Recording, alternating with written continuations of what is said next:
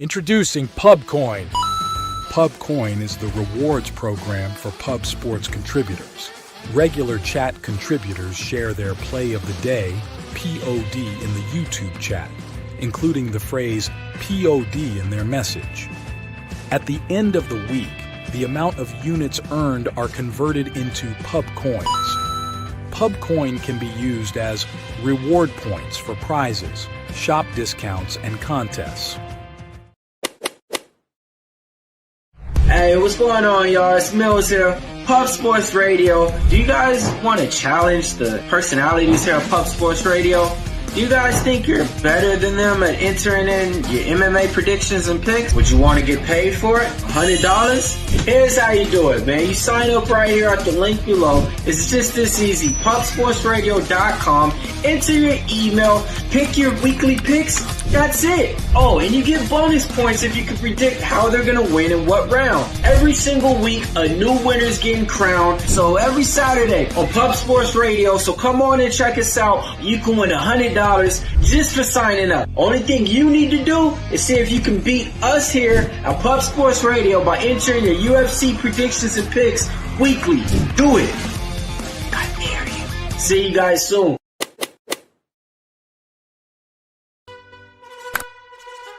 Your membership to Gold, you will be automatically entered in every horse race, every Wednesday and Friday. It is time to race horses. We are racing camels today. Shout out to the Gold members. We're racing in San Antonio immediately here. And we're off. 2 minutes, 74 canals on this racetrack. It's wide.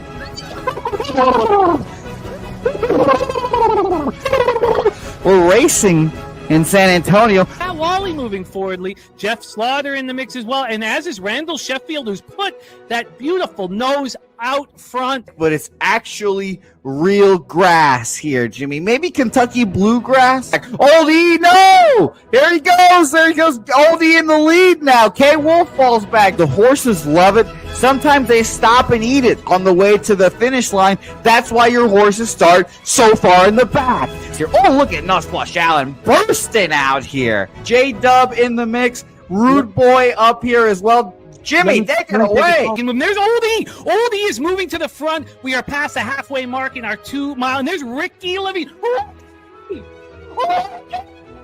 Oh my goodness, he's in the mix here. Jimmy, take it home. This is our first dog race ever. 19 seconds left in the horse race here. It's Fernando Mendoza trying to find the wire. 14 seconds left. Can Fernando Mendoza take this home? Here comes Kenny Kengan. Kenny Kengan wants a piece of the pie.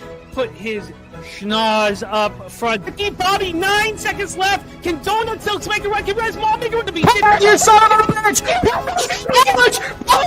Here comes Tori Coker. Kenny Kengan, Smoke and Mirrors, Director 97. Home. That is way. Here comes Jason Meyer, the Eldorado Custodian, Billy Friedrich. Those one are all coming down the finish.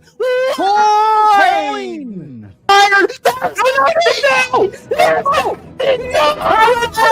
Nowhere! Oh no! Fanatical Jim!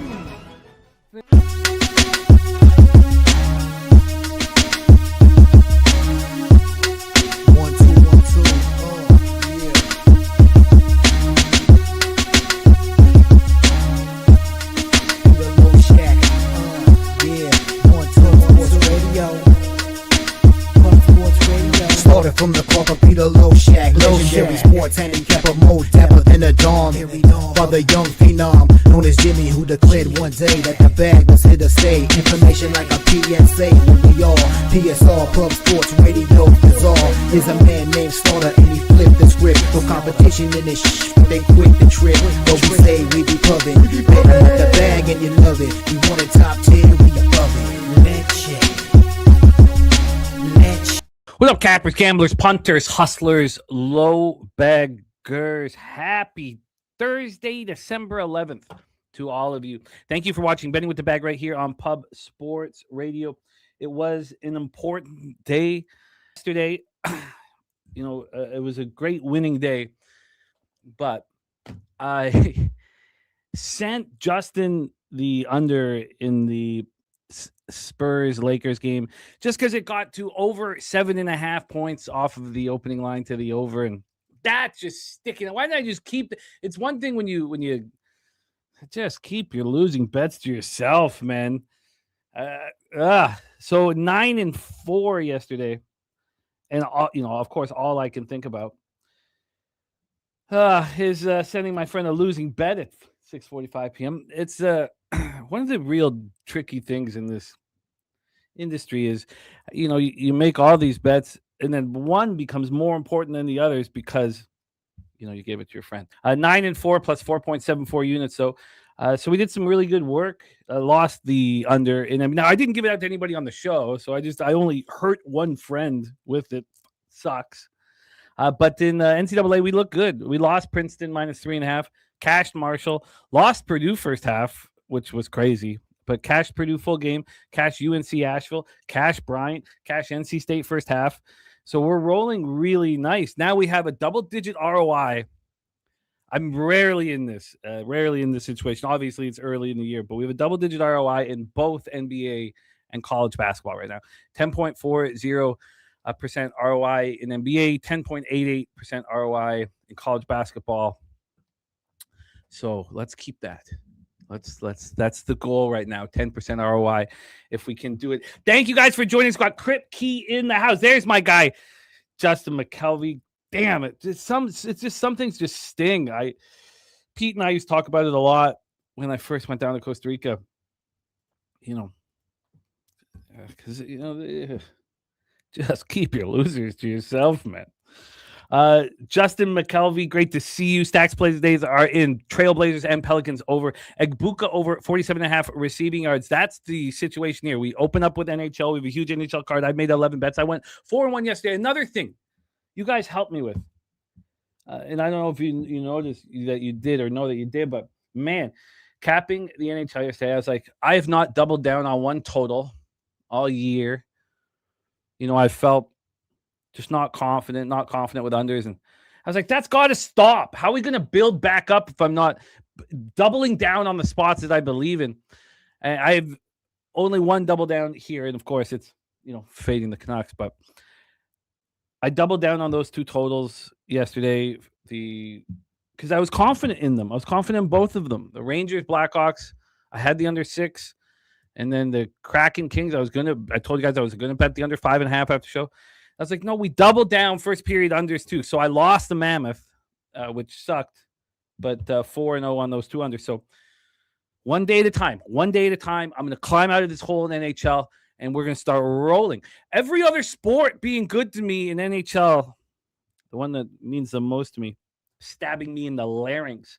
We got old working man in the house. Just got on Spurs 27-1 to win the Western Conference. God, I mean, it's a great idea, man.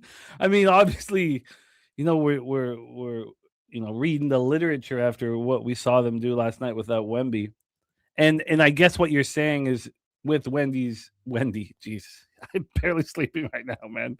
Wendy, with Wemby's issues with staying healthy, that the Spurs team has shown that they can, beat some really good teams without him. Now, look, the Thunder are a juggernaut, but I like it. Action Jackson says OKC greatest team in NBA history. And Working Man says the sky is blue on a sunny day. I like it. There's the Goracle in the house. Panathinaikos and Valencia money line for the Goracle. Let's get this copied and pasted. The Goracle. You can find the Goracle on our Thursday night live stream this very evening. I went in, because the Goracle's obviously captured our imagination, and so I went because I had an image of the video for the Goracle, and it was, for me, it was all about the Oracle. Oh, that's Dan Kelly? No way. It's old working man. That's got to be Dan Kelly. You're right. Oh, man. Thank you, Jose. Oh, man. I've been thinking about him. Dan Kelly in the house. We got that confirmed? Is that Dan Kelly in the house? Come on, tell me it's Dan Kelly. That's got to be Dan Kelly. I remember that pick. Oh, Dan Kelly. God, I've missed you. Dan, I have missed you very much. Do we have? Oh, yes. Oh, I haven't played this in so long. Dan Kelly back in business. Where he belongs. Capping basketball right here with us. I'm coming. I'm bringing the family this year. Got it all set. This year we're coming. We're coming down to upstate New York. Dan Kelly.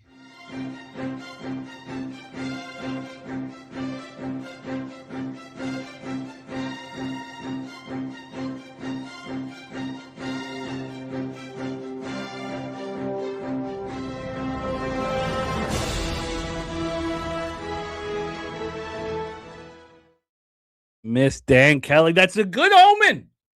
That's a great omen. Darren, having a good basketball season. We could use you here. Matty Ice in the house. A man dingo ready to get to work. Series business. Steve G. Great call on the Blackhawks. I watched that Red Wings game and that pass by Patrick Kane for DeBrincat's first goal. That backhand pass across the zone.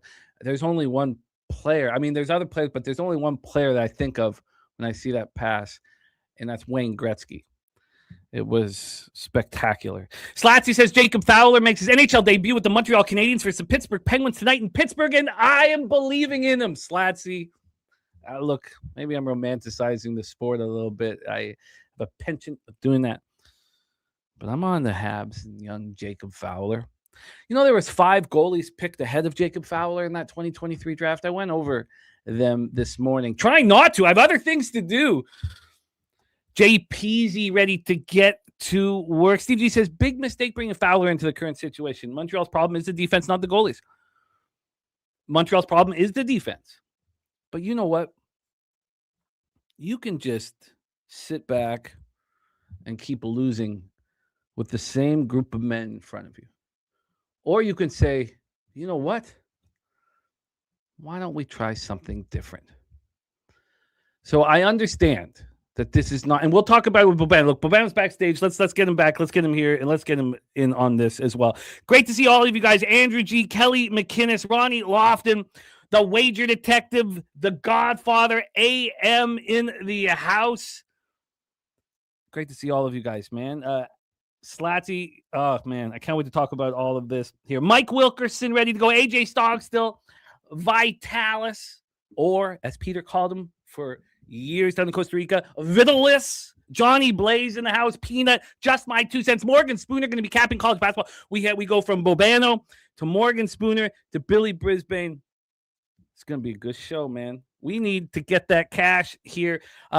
Great to see all of you guys. So Mark A. Navarez, great to see you. Kong's Clips in the house. Ronnie Lofton, Made in Philly. Will Rondo, great to see you. Will, been a minute, man. Nice to have you back in business. Speaking of back in business, let's get to work and cap this beautiful card. Don't you think this is a great card? It's not overwhelming. It's not too much. We have a huge NHL slate. We have 8 games of college basketball, 4 in NBA. This is a perfect slate. This is the kind of slate that I really like because, if there were 60 games, we'd cap them all. Please welcome the star of the Ice Guys, the star of the NBA OG show, and the star of the Hitting the Books YouTube channel, coming to us from Canada's Black and Yellow Steel Town, Hamilton, Ontario. Please welcome our friend, Mr. Ian Cameron, to the show. Bobano, how are you? I'm good, Jimmy. It is a good, big NHL card, too, as well. 13 games. And by the way, we've got to get moving because I had to make time, at 1 o'clock to do the Football Frenzy recording because a certain Grey Cup champion quarterback is joining me on the show, Trevor Harris, and I can't keep a guy like that waiting. So he had a 1 o'clock to 1:45 window. I said, okay, all right. So let's whatever it takes. Speedy Gonzalez, Jimmy, through whatever this. Whatever it takes here. If we can't get to Thursday night football, you can just tell us the pick, and we can, if you have one, and we can just move on from there. That's so exciting. And richly he's breaking down the NFL card with me. It's going to be a lot of fun. Oh, so cool. He's great with that guy can talk football, man. Not only play it. Very, very, very cool. All right, let's roll here. We start at 7 p.m. Eastern with the San Jose Sharks 14-14-3, 5-9-0 on the road. The Toronto Maple Leafs 14-11-4, 9-4-4 at home at Scotiabank Center, Toronto, Ontario. Yaroslav asked about he's been sick. He's supposed to start here. He didn't even dress on Tuesday when they started out this road trip. 10-8-1, 3.14 goals against average, 9-1 save percentage, no shutouts. Dennis Hildeby is being spectacular. Hey, if Hildeby can do it, why not Fowler? You know, 2-2-2, 2.15 goals against average, 936 save percentage, one shutout. Toronto now has the great honor of having the worst power play in the National Hockey League. They've scored 9 goals this year. 9 goals on the power play. 29 games.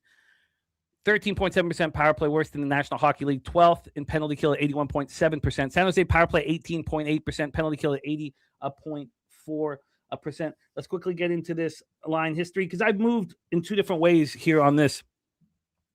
I think that the Leafs are a sinking ship. They can prove otherwise. They're capable of proving otherwise. Austin Matthews, like other greats before him, I heard a capper breaking down of Austin Matthews' career goal scoring compared to Steve Yzerman. They both stopped being 60 goal scorers at year 28 age, and that's who he is now. He's just, he's a 35, 40 goal scorer. I'm on the San Jose Sharks. I'm on the Sharks. This line opened up at plus 179. It's now plus 175. Look, I didn't even get that. I think I got a plus 172. I'm also on the under 6.5 minus 117. I really believe that Toronto has a great difficulty scoring goals, and I think that the Sharks are going to play their absolute best game in the center of the hockey. Macklin Celebrini and other kids. Macklin Celebrini, of course, going to be on Team Canada. He knows this is a showcase for Team Canada this very evening. There's been the over 6.5 opened up minus 101. It's now plus 104, being a 5-cent move to the under. Take it away, Ian Cameron, game 1. Yeah, I have no argument with either of those bets, quite honestly. Toronto's been an under team. They've committed to better defense under, Craig Berube's been preaching that for weeks, and they're finally playing that way. They're also getting really great goaltending from Dennis Hildeby, and he's given up 1 goal, in 7 periods of hockey since he took over for Joseph Woll in the game against Carolina. So it's been very, very impressive stuff from him. We'll see if he can keep that going here in this game. One thing that's interesting about San Jose going into this game is they've been alternating wins and losses quite a bit here of late. Win-loss, win-loss, win-loss has kind of been the pattern. But I'm looking at it now. The Sharks are 4-0 in their last 4 tries off a loss. So, and obviously we saw them lose to the Philadelphia Flyers the other night. I would have preferred Askarov starting, quite honestly, than Nedeljkovic, but I think it's an overpriced Toronto team as well. San Jose beat him twice last year. Has Nedeljkovic been confirmed? Nedeljkovic is confirmed, yeah. Oh, so Askarov is... God, he is still battling the illness. Okay, damn it. Okay. That being said, Nedeljkovic, was very good against Carolina. He started the last game, can't really blame him. San Jose didn't score in that game. He didn't play that bad. At this price, it's worth a shot. I think so, to take San Jose. Toronto's coming off Montreal, Tampa Bay, 2 big games in the division, and then they play Edmonton. Edmonton's coming to town Saturday night. So, this is that in-between spot. So I think at this price, Toronto's not dominant enough to be in this price range where I trust them minus 200 or so. So I will take San Jose here plus 175. You are in business. We roll on to game 2. I have 11 bets, and there's a couple more I want to make. This is not one of them at this point. I've screwed up both of these teams. It's now we're at a quarter mark of the NHL season. It's time to take onus. There's some teams you're probably reading very well. There's some teams you're reading poorly. I have not been able to get over this Tampa Bay Lightning injury report, and it's much to my chagrin. It's costing me money because I'm like, wow, Hedman, McDonough, and Cernak are out? Your 3 of your top 4 defensemen are out, and you just keep rolling? Vasilevsky's out, and you just keep rolling? And then I back the Devils at certain times when I shouldn't be. Timo Meier now out for personal reasons. Dodonov out. Pesci out, Jack Hughes out. I don't want the Devils. I don't want the Lightning. The Lightning snapped their losing streak with that 6-1 domination at Montreal on Tuesday. The Devils beat Ottawa 4-3 in Ottawa. Of course, I was on Ottawa in that game. It's just every button I press seems to be wrong when it includes a Devils game. We have right now the 6 minus 115 to the under. So there's been a 7-cent move towards the under. And when we get to the money line right now, we have -1, a huge move to Tampa Bay, which we've seen a lot in these Lightning games, these big moves towards them. -110 to -133. They're probably going to win. And I'm probably going to watch other people make money while I sit in the sidelines. I can't bet them without 3 of their top 4 defensemen. It's just my own issues. Maybe I should just get past it. Bobano, take it away.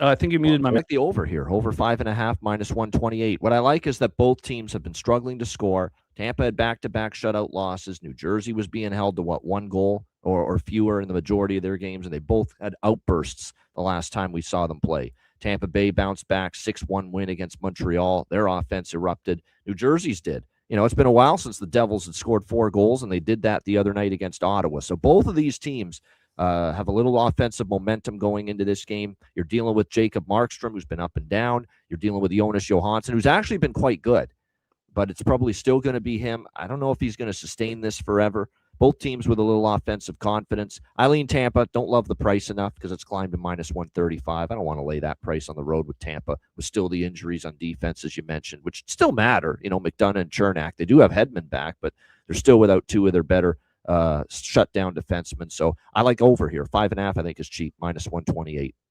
5.5. So Hedman's back on the injury report. I know he came back, but now he's back on it again with, they're calling it undisclosed here. Oh, he was placed on injured reserve an hour ago. So. Oh, yeah. Hedman's back on IR. Jeez. Yeah. Placed on there an hour ago. Okay. So it's, look, I thought he was going to come back from that injury Tuesday, but no. Yeah. He's out again. Boy, oh boy, they just got him back too, Victor Hedman. Whew. Look, I want to. I just gotta let it go. I guess I gotta let it go. But I've told you guys for years and years, if a team's missing 2 of their top 4 defensemen, I fade them over and over again. I don't care the situation. I bet against them, and I did that initially when these 3 guys were out, and it cost me money. And I'm just.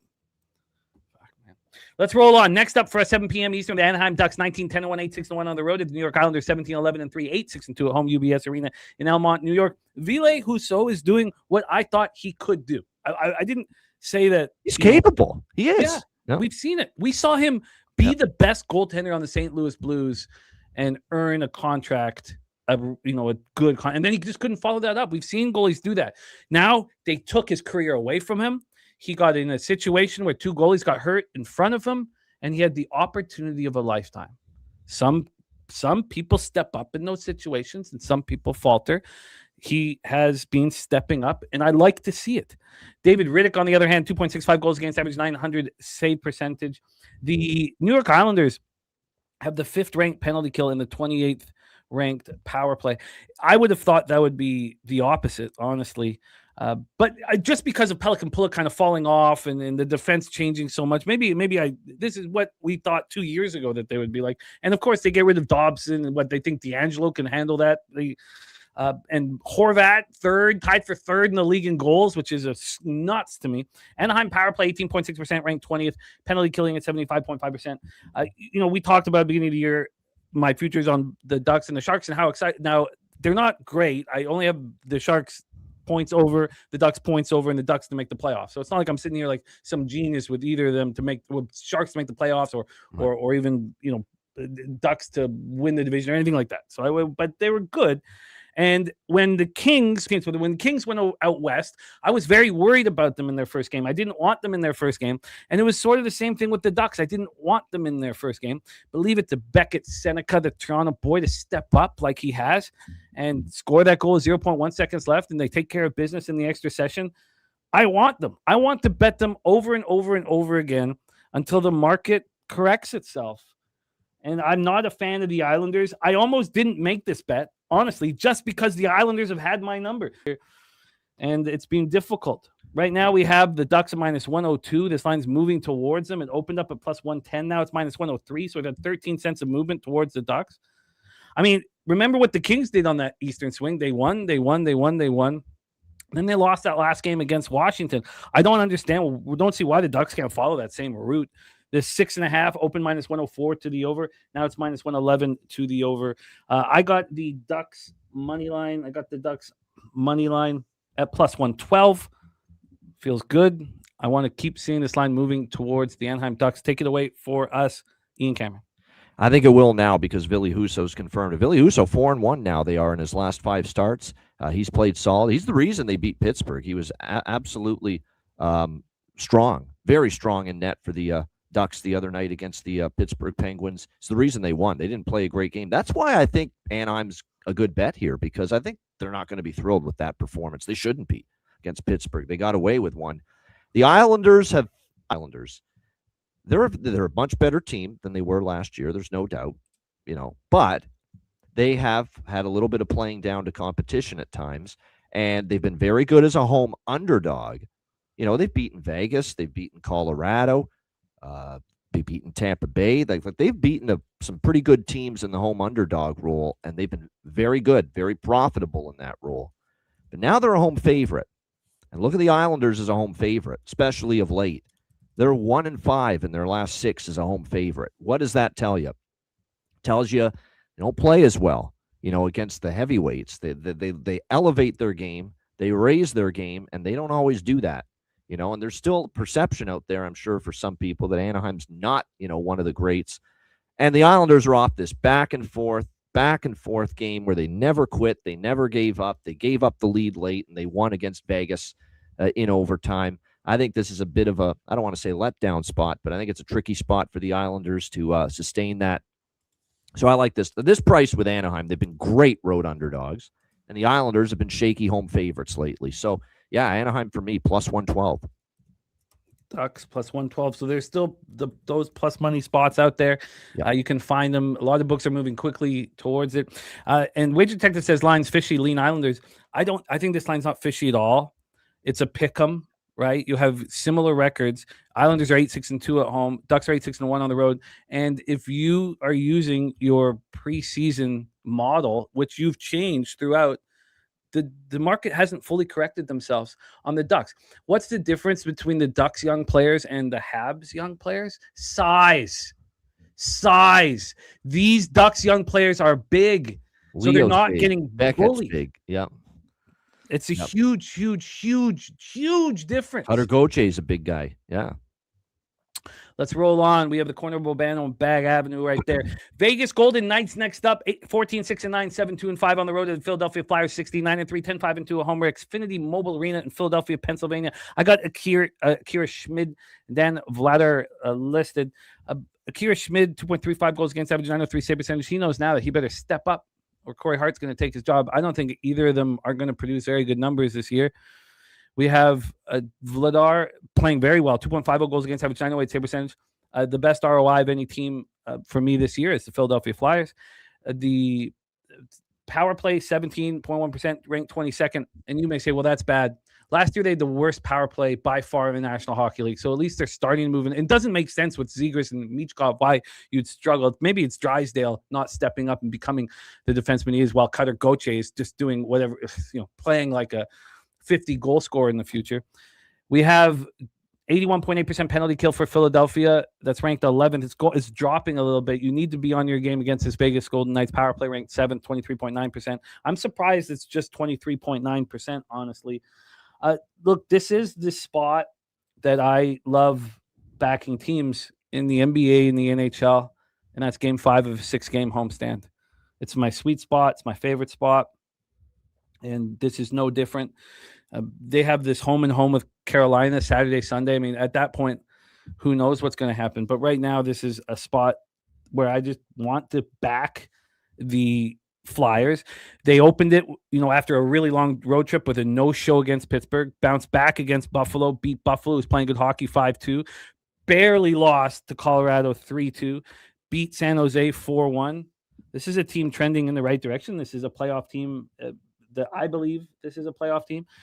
I picked up the Flyers at plus 131, and all these bets were only made a couple hours ago. This total is a 5.5. It's minus 119 to the over.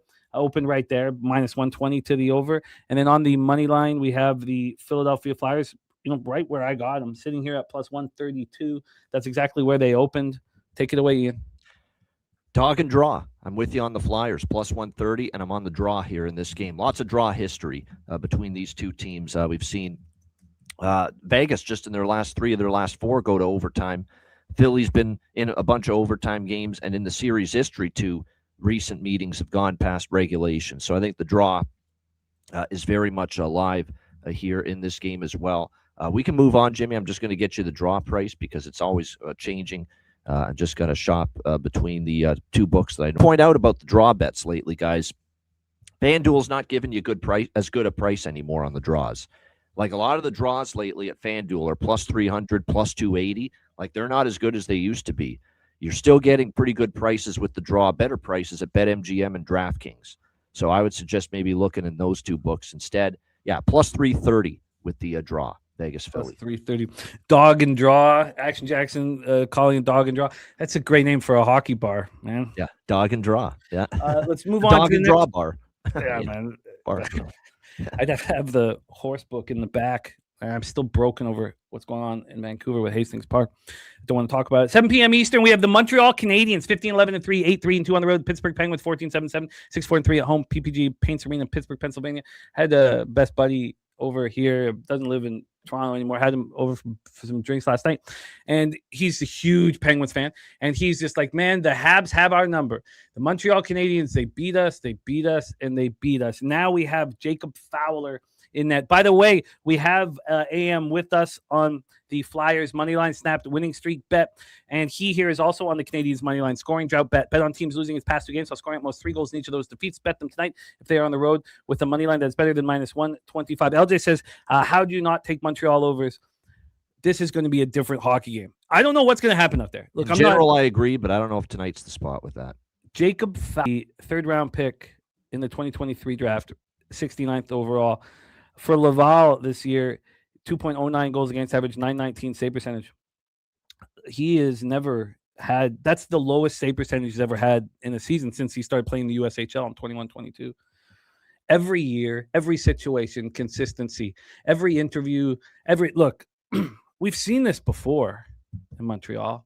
We've seen the rookie come in, and obviously when a new rookie, think of Ken Dryden, we think of Patrick Waugh. We think we've been here before. We've seen the kid come in and steal our hearts, and it's easy to romanticize it. But you know what? It also is easy to fade the Pittsburgh Penguins. It's easy to do that for me. We talked about how good they looked to start out the year. We expected them to look good to start out the year. This is an old squad led by one of the greatest players in hockey history, which we've been so fortunate to watch, in Sid the Kid.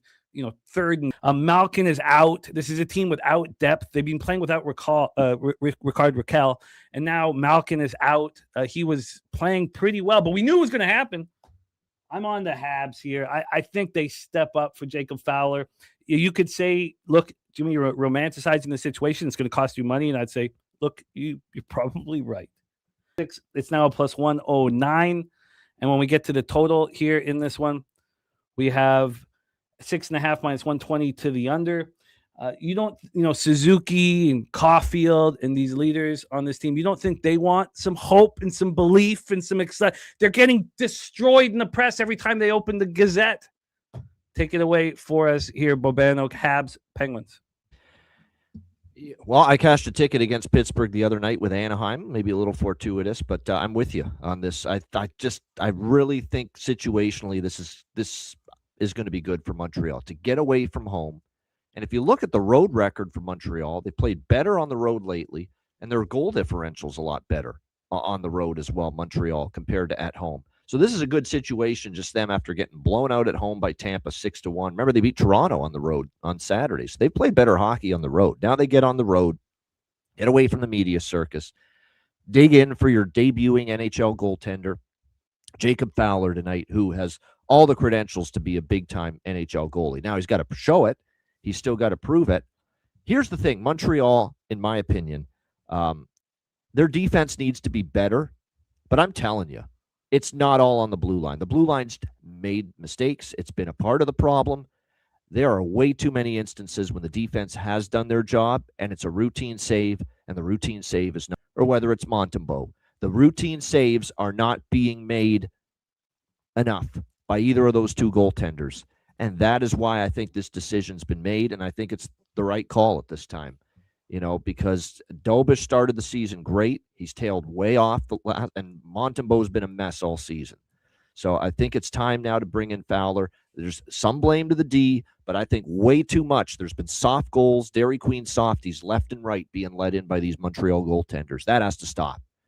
That has to stop. You can't give up those back-breaking goals, those goals that you simply must save, and that's been happening too much to these two goaltenders. So maybe Fowler's going to clean up more of the mistakes.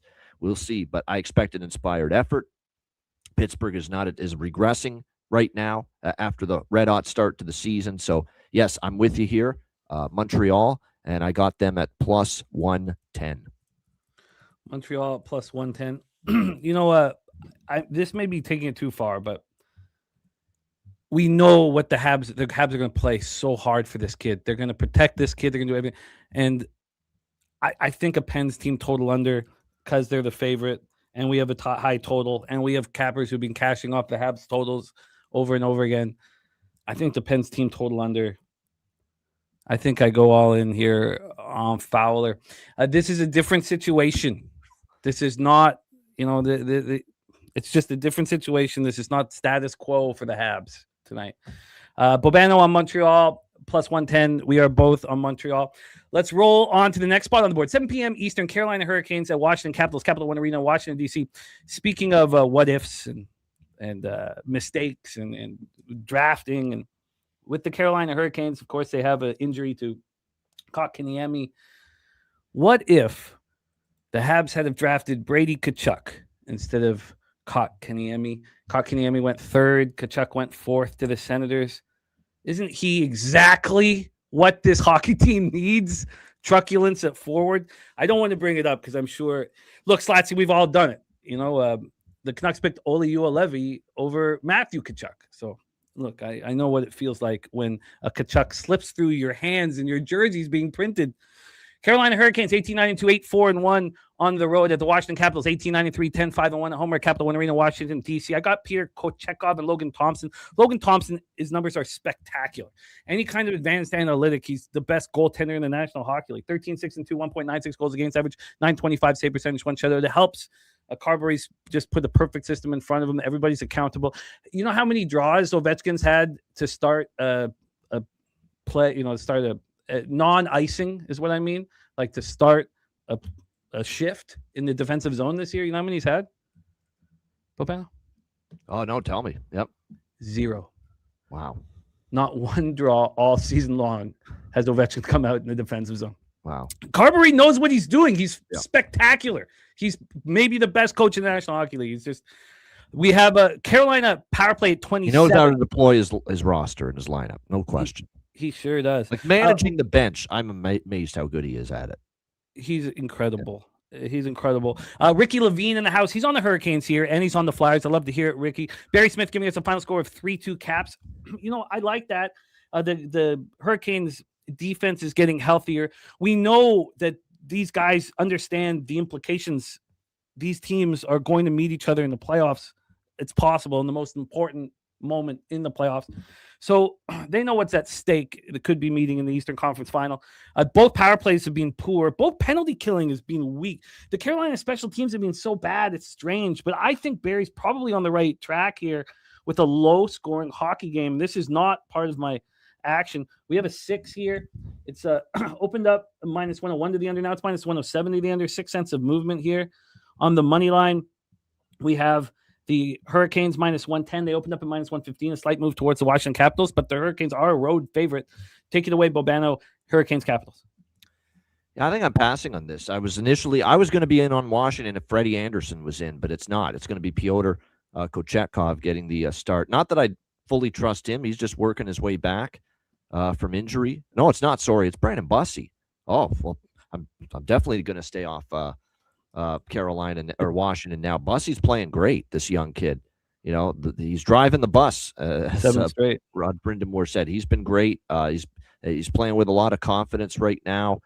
Carolina off a win against Columbus, looking to keep it rolling here. Washington, I have no interest going against Washington. They're playing great. I think this could go either way. Line's in a good spot. Yeah, pass. We can move on. What about and I know make sure that you'll be gone 5 minutes before 1. But what about back in the Capitals here? They had, they came back home after that tough road trip. They've now had a few days off to kind of get their feet under them. You have the Hurricanes now playing their first road game after a long homestand, which has not been a great angle to fade teams this year. for whatever reason. But what do you think of? I love Washington 100%, but I don't know. I'm gonna ease off it because I like Carolina a lot. I'm a little bit more higher than the market on Carolina. So for that reason, I'm going to stay off. But I would bet Washington if I had to bet a side here. And I recognize, of course, we always recognize our guy Billy Friedrich, who is season ticket holder for the Carolina Hurricanes, and he's fading his Hurricanes. He knows his hockey team. I think this is a game that needs to be invested upon. Caps money line, and this reminds me of this. The unders from yesterday. Those unders were the first time where I was starting to get real confidence in them. This reminds me of one right now. I'm surprised I didn't feel it out beforehand. I think this requires a Caps money line bet, the first period under 1.5 and a full game under 6. Let's move on. 7 p.m. Eastern, Ottawa Senators, Columbus Blue Jackets. Look, Bobano, I watch you cash overs with the Blue Jackets over and over and over again, especially on this show.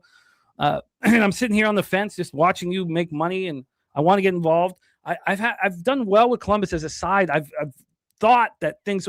I thought, and this was a mistake. I thought that the Senators team could move Cousins up to the top 6 role, second line center, that they could handle things without Pinto. I thought that when Brady Tkachuk came back, that this team would start rolling despite Pinto's injury, Shabbat still out, and I was wrong. AM here on Senators money line. I don't doubt that because I haven't. I've backed them the last 2 games. And they've cost me money. Ullmark has the worst numbers in the advanced analytics department of any goaltender in the National Hockey League. Merzlikin, 6'5" 3.87 goals against average, 885 save percentage, barely above him. Ottawa's 5th ranked power play, but the 2nd worst penalty kill in the National Hockey League. That hurts them a great deal. Let's just quickly get this line history up and hand it over to Ian.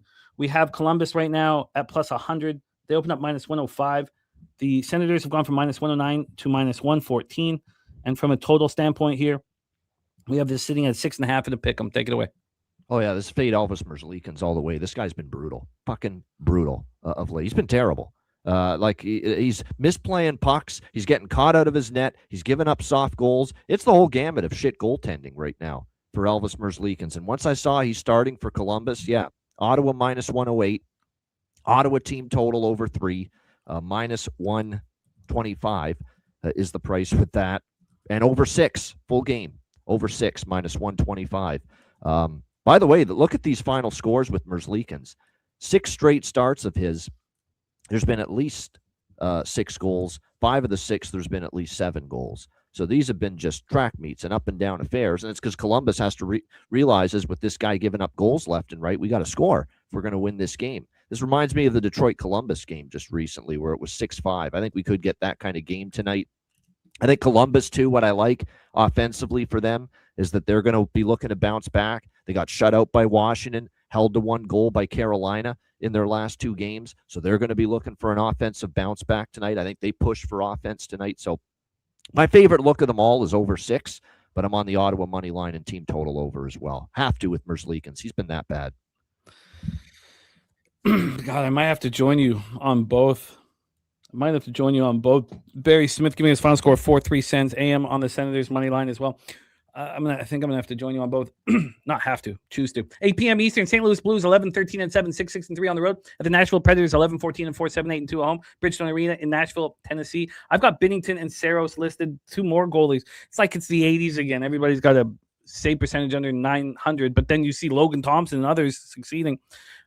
Both goalies have been bad this year. I don't know why Saros got the extension. Smallest goaltender in the National Hockey League. It's the only reason why I cheered for him. St. Louis power play 14th in the league, 19.8%. Penalty killing 25th. Nashville power play 16.5%, 23rd. And penalty killing 80.9%. Let's get into the line history. This is one of the few games that I have no action on. Look, I want to fade the Blues, and I don't want to fade the Predators. But I also don't want to bet the Predators. I just don't want to fade them. I think they're better than the market gives them credit for. Now, after the Predators beat the Colorado Avalanche in overtime in a shootout at home, maybe this is the right time to fade the Predators. Blues coming off 5-2 loss. The problem is I cannot bet the Blues. I do not think they're a good hockey team. The 6 is the total here. It's minus 118 to the under. It opened up at a 5.5, but it was plus 104 to the under. And then on the money line here, we have the St. Louis Blues at plus 113. This line's moving toward Preds. Preds have gone from minus 115 to minus 128. Maybe I should. Let's hear what Ian has to say about it. Take it away. Blues Predators. Yeah, the side's impossible for me. I don't want to lay it. Nashville is a favorite, even though they're playing a little bit better. No, thank you. And I don't know if I trust St. Louis enough. What I do like is this over at 5.5. 7-1 run to the over all of a sudden for Nashville. 7 of their last 8 games have gone over the total. Their offense is heating up finally. St. Louis, they've started to score a few more goals. 3 of their last 4 games have gone over the total. We're only getting 5.5.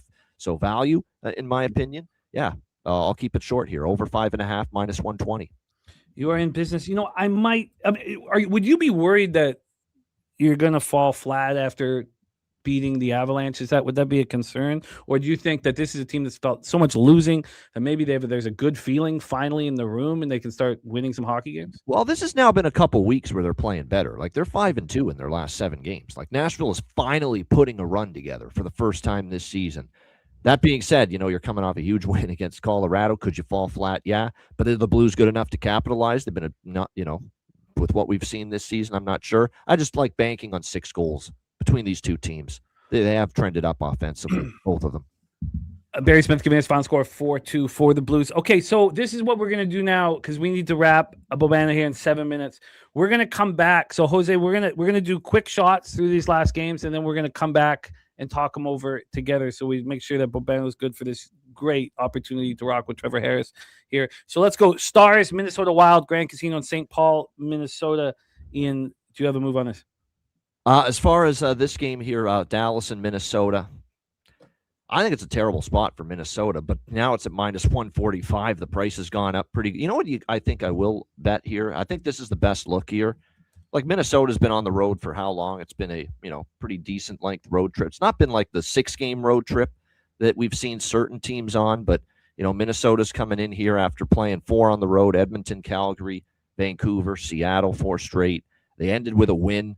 Now they're back home. And again, when you return home from a decent sized road trip this close to Christmas, there's even extra distractions, in my opinion. So, like I said, Dallas, I actually bet them overnight, and it was minus 125 to 30 at that time. I'm not going to put them out there now as an official play at the current price. But what I will do is give me this Dallas first goal of the first period at plus 115. Give me that. I think they get on the board first. They pounce on a Minnesota team. The first game, and especially the first period at home off a road trip is the toughest. And I think that's where Dallas can pounce early. So first goal of first period, plus 115 for Dallas. You are in business. First goal, first period. I think that's the best way to bet Dallas, quite honestly, in this game. I'm interested in getting involved. It is a tough spot here. These two teams don't like each other either. We have no Zuccarello, no Middleton from Peanut. Let's move on to the next spot on the board. 8 p.m. Eastern. Boston Bruins 18-13-0, 7-8-0 on the road. The Winnipeg Jets 14-14-1, 7-6-0 at home. I couldn't help myself as this line was moving towards the Bruins, and how impressed we are with how the Bruins are playing. I was just like, you know what, enough already. The Jets being so bad. I think I almost got them at the perfect time. I got them when they were down to minus 140 on the minus 1 line. They actually wasn't perfect. They went down to minus 136. There was just a 12-cent move towards the Jets. I can understand why this would not be a popular bet. I've actually timed. So you're on Winnipeg? I'm on Winnipeg on the minus 1 line, yes. Well, you'll like to hear that Korpisalo not Swayman in net for the Boston Bruins. Now, actually, he's been okay lately, Korpisalo, but I still think Swayman's the better goalie this year. Oh, yeah. Yeah. That is great news. Are you moving on this one? Yeah, I like over. 5.5 is what I got here. Like Boston's scoring right now.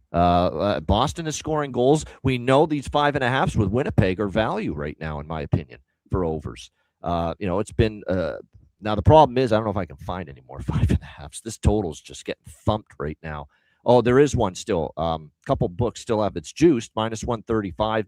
Minus 140 at a couple spots, but I will go with it. Over 5.5, minus 135. I'll pay the juice to get the 5.5. Most books are at 6, and now the 6s are starting to get juiced. So if you like the over, bet it because it's moving, and I think it's all because Korpisalo has been announced. But these are two undervalued teams to the over. Boston's scoring more lately. Jets defense not the same, and obviously goaltending lacking as more without Hellebuck. So I think over the total here. And Bruins, like I said, they're scoring in bunches right now. Their offense in great form. Next up, we have, and we're going to go back over these games, starting with the Dallas-Minnesota game. But we just need to hear Bobano's action. We got to be tight here. We got to get him out of here in 3 minutes. Red Wings, Oilers. This line's moving against the Oilers, and just like the Jets game, I said I don't care, and I'm not waiting. And now the Red Wings took their foot off the gas against the Flames. It was pretty clear. I guess they were thinking about what they had the following night. Remember, this is the last road game of a very long road trip for Detroit. I worry about that. Yeah. Oh, I hope it affects them. I'm on the -1. Bobano, take it away. I'm on the over here. Edmonton, I think, erupts offensively. They get. I don't even mind. I don't hate Edmonton team total over, but the problem is Detroit's offensively in great form, and this freaking Edmonton defense, I still don't have full trust in them, full confidence in them. Detroit's 8-2 to the over their last 10 games. Edmonton 3 straight overs for them on this homestand. 3 of the last 4 in Edmonton have gone over between the Red Wings and the Oilers. So, yeah, that's just a full game over here for me, Jimmy. 6.5, -105. Wow, it's -105 now? Yes. I bet it. Yeah. God, it's going down? Fuck. Yeah, there's a couple that there's been actually, it's shocking. Even FanDuel went down to -110 from -116 earlier. Yeah. So a little buyback, yeah. Wow. Okay, because I'm still seeing -118s, at BOL and different. I got -130. I did bet the over. This was a rare over for me. I bet the over 6.5 with as well as the Oilers. I found this at TuneBet, this -1. It's like that new Canadian book. Yeah. As soon as I saw it, I'm like, all right, let's open an account there. So let's roll into this Panthers Avalanche spot, Ball Arena in Denver, Colorado. I want to just bet the Avalanche after a loss. It's too expensive on the -1 line. It's also their first game back after a road trip, and I got cold feet. I was like, well, I'll have to take them on the puck line. Do I really want to take them on the puck line? The -1's too expensive. The -1 that was working out to is about a -152. Anything over -145, I'm hesitant. Maybe it's in the but this line's moving towards the Panthers. Take it away. Gosh, I was hoping Colorado was going to beat Nashville. I would have taken Florida first goal of the first period, pouncing on this Colorado team coming home off a road trip. But the fact they lost to Nashville, now I don't know if I love that look as much for them to get on the board early. Not to mention they gave up the first goal to Utah last night. So, maybe they're going to start slow here. So it's a tricky game. I'm going to leave it alone. We've got enough bets, and there's more stuff I like more in the other games than this one. Yeah, no, I'm with you. I think that's exactly what I do. I don't want to step in front of Florida. I think they're starting to build some momentum. I really do. I mean, but it's a tough spot, right? Back to back in altitude, thin air, Utah to Colorado. But Florida's a bet on team for me. I'm looking for spots. I'm looking for reasons to bet Florida right now. Interesting. Let's move on to 10 p.m. Eastern here. Buffalo Sabres, Vancouver Canucks. This is a triple up for me. I'm on the Sabres. I'm on Thatcher Demko is back here. I don't know. I mean, the jury's out of how great he's going to be here or how average he's going to be. I think that he will inspire the Vancouver Canucks. The issue here is we have the first line center, the second line center, and the third line center all out of the lineup. I mean, it's just Rutherford has just ruined our hockey team. To think that I hate Rutherford more than Jim Benning is shocking to me. But I'm on the Canucks team total under 3. I'm on the under 6.5, and I'm on the Buffalo Sabres. Take it away, Ian. God, I can't forget it. Buffalo's just impossible. So Buffalo Sabres, right? You get killed in Calgary, crushed, terrible game, and you come back and you beat Edmonton. You were up 3-0 at one point in that game too. So just schizophrenic, hard to figure out what you're going to get from Buffalo night in and night out. Well, it's funny you mentioned being on the full game under, because I'm on the first period over, but only the first period over. In this game. And the reason for that is I think, Vancouver comes out after getting shut out by Detroit. I think if there's any pride, any, sort of, gumption in this Canucks team, they come out storming early, get on the board. Wouldn't shock me with Demko rusty, Jimmy. Demko hasn't started in a while. He gives up a goal early in the hockey game as well. And then things settle down. This is an angle I used with Carter Hart in the Vegas-Chicago game a few weeks ago. A first period over that I really liked because I thought Carter Hart hasn't played in a while. He's going to give up an early goal. Sure enough, he did. That game was like 1-1 in the first 2 minutes. It was a great, nice and easy first period over. I think we've got a good chance here with this one. So Buffalo, Vancouver, first period over 1.5 -126. You're the man, Ian. I'm going to go review 5 games here. We won't, we've set it up and Spooner's ready for college basketball, and we've got NFL as well. Do you have anything for us for your record for NFL, which you've been great? I'll just say quickly about Tampa Bay, Atlanta, that it's a good day to be rushed a little bit, because I have nothing on the NFL game tonight, nothing that I want to make official. Tampa Bay, put it this way, I do not want Atlanta. I do not want to make a case, and I have no interest in betting the Falcons in this spot. Short week on the road this late in the season on Thursday Night Football. I don't like it. I certainly don't like it with a coach in Raheem Morris I don't think too highly of.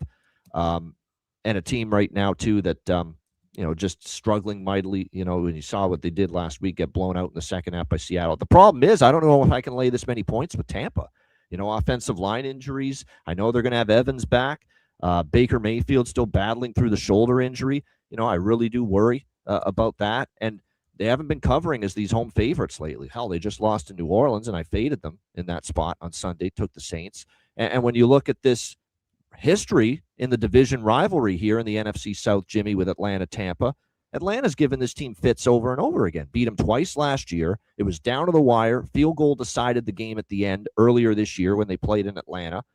That's not exactly a track record that makes you giddy about laying 5.5 with Tampa Bay either. So clear pass, Jimmy. I wish everyone luck and well with their wagers betting this game, because I am not. We love you. Very exciting. The Trevor Harris interview coming up here in a couple minutes. Where can we see it? Oh, just my YouTube channel, just Ian Cameron, my own YouTube channel. That's always where the Ian Cameron's Football Frenzy show is every single week. And all the stuff that I do on my own is pretty much on that channel. Actually, you can actually get the Ice Guys and the stuff I do with Connor Mack and all that on the channel as well, because it's simulcast on my channel as well as the Ice Guys channel, the Hitting the Books channel. So you can get all that on my own channel. Most of the content I do, is on my own channel, including Football Frenzy. So that's where you can see it. Trevor is going to be on to talk about, of course, his recent Grey Cup win, and he'll be helping me break down NFL Week 15. He's very much he's into making picks, by the way, so he's into that stuff. So like I said, it'll be fun to catch up with Trevor on the show. Looking forward to it. Very cool, Ian. Have a great interview with Trevor Harris and Ian Cameron, star of the Ice Guys, star of the NBA OG show and the Hitting the Books YouTube channel. Our friend Ian Cameron. We're going to review all of his action, but let's go back to the Dallas Stars Minnesota Wild spot. The way Dallas has just been running over teams has been really impressive. This is a team that's allowed 6 goals in its last 4 games, 8 goals in its last 5 games in regulation. And I was thinking that this Wild team would be tired, exhausted, but they did have the extra day at home, right? They last game was not Tuesday. Their last game was Monday. I'm going to need to spend a little bit more time on it. This wasn't one of the bets that I'd initially had here for Stars and Wild. Let's just touch on the line history, and then we'll move on, because we heard that there had been a big move. This total of 5 opened up as a 6, has dropped to 5.5 here. It's still juiced quite heavily to the over, but it's legitimate. On the money line, we have the Dallas Stars now minus 143. I mean, do I really want to get up? I probably don't. I mean, am I going to say, look, minus 112 to minus 143 line movement is wrong? I'm hesitant here. Let's roll on to the next spot on the board here. That's Bruins Jets. Bobano on the over 5.5. I moved on the Jets on the minus 1 line. Corpus Hallow in and not Swayman. I like that. Look, Boston's just more than the sum of their parts. They're playing with high character. What they're doing is extremely impressive. They've been doing it without McAvoy. Slatsy told us that McAvoy's on the trip, so McAvoy may be returning here at some point very, very soon, which will help. The guy's a heart and soul defenseman, but I don't know how they're doing it. Geeky, now Pasternak is back, but Geeky's been an absolute monster. You have Alexander Steves, Fraser Minton. These guys are just playing so well, and they're playing tough, and they're playing accountable. And in saying that, I have a vividness bias of the Winnipeg Jets. I can't help it. And at home, I want to back them. And this line is insane when I look at the rosters. And so the line's moving towards the Bruins because the Bruins keep winning, and I don't care. I don't care. So Bruins, Jets. I'm on the Jets here. Let's roll on to the next spot on the board here. That's Red Wings, Oilers. This move towards the under is only a couple different books. I'm pretty comfortable here with the over 6.5. Still, the problem is it does feel a little too easy, and I was hesitant to move on it. And AM saying I think Bruins Jets under is a nice way to play the game.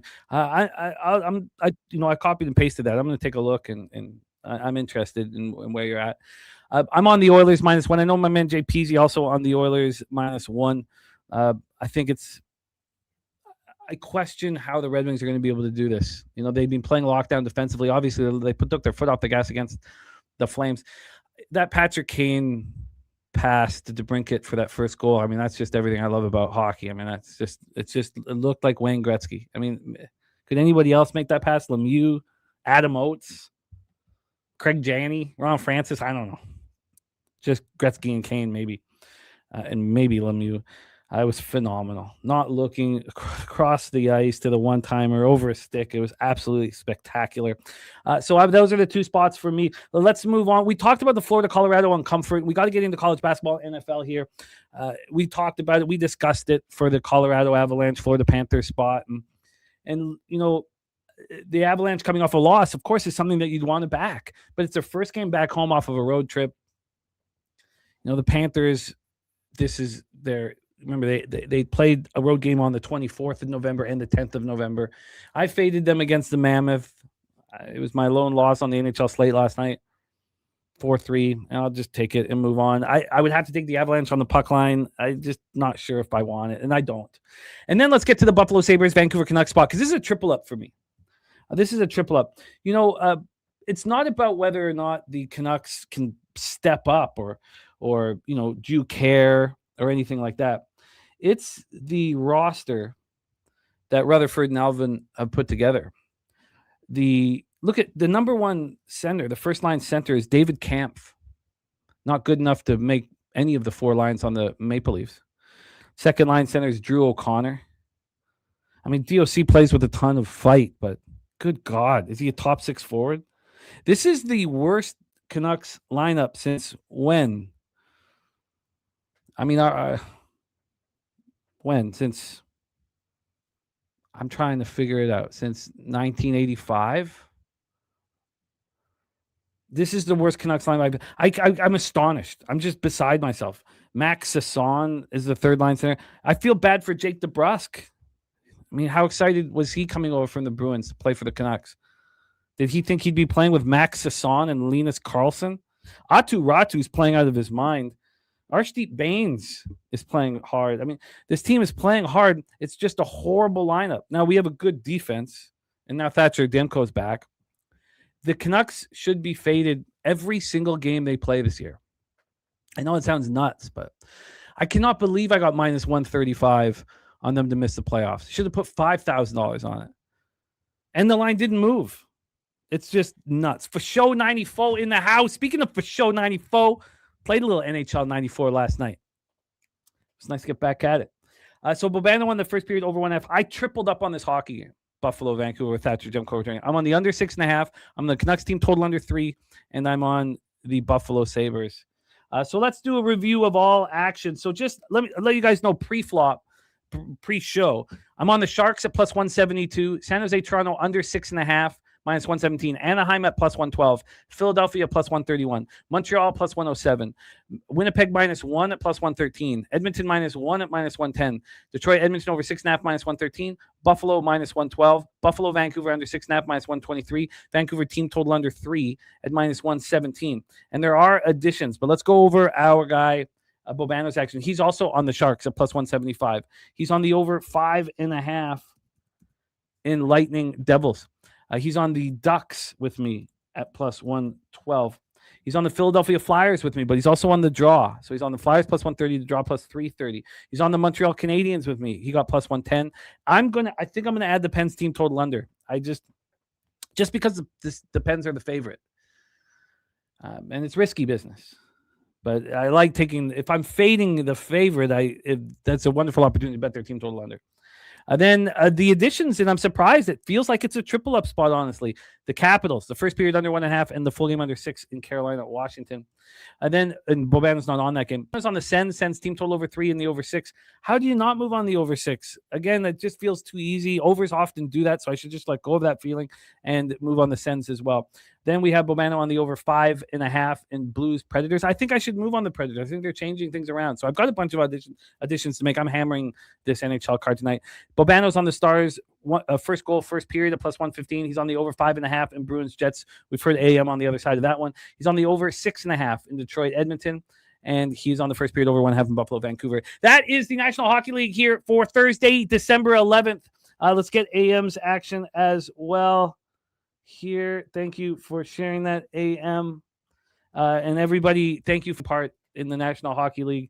Thank you for hanging with me when I've been struggling to start the year off. It's given me insomnia. It's messed with my life.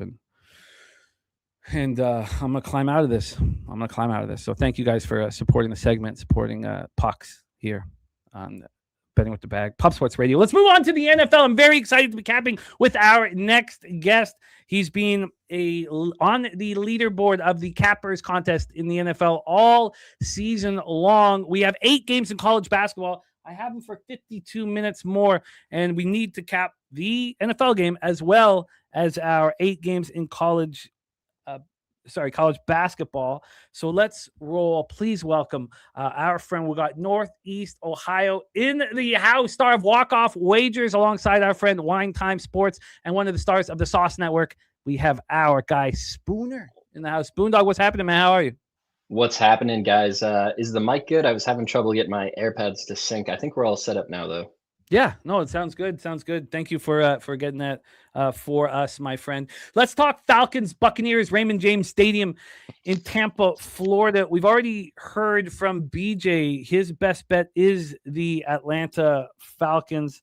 Let's take another look at the weather here, as it was supposed to be absolutely perfect, but a little chillier than normal. That is the situation. It'll be 56, 57 Fahrenheit at kickoff, 5-mile-per-hour winds. We'll have our live stream right here on Pub Sports Radio. We have Evans and McMillan in. This is a Buccaneers team that's starting to get healthier. They need Wirfs back on that offensive line badly. I'll go over some of that here. Let's get into the line history and hear what Spooner wants to do, if anything, in this football game. Now, I've moved on this game with confidence, but it's not on the side. The Buccaneers are back to a 5.5. The look ahead was 5.5, and during the look ahead, this got up to a 6.5, and then it dropped back down to a 5.5. But it did that first move took 24 hours to get up to 6.5, and then it took about 72 hours to drop down back to 5.5. It reemerges at 5.5. It goes down to 4.5 and to 4. So on Monday, we're sitting here with a flat 4. For a bankroll blitz, we're sitting here with a flat 4. And then we get the McMillan and Evans, Jalen and Mike Evans news, and this line starts moving towards the Buccaneers, back to a 5 and back to a 5.5. I, though, am on the total. I am on the under. I got the under 44.5. I've doubled up, as you guys know I do on most of my totals. I doubled up. I bet that this was one of my few bets made before our show on Tuesday.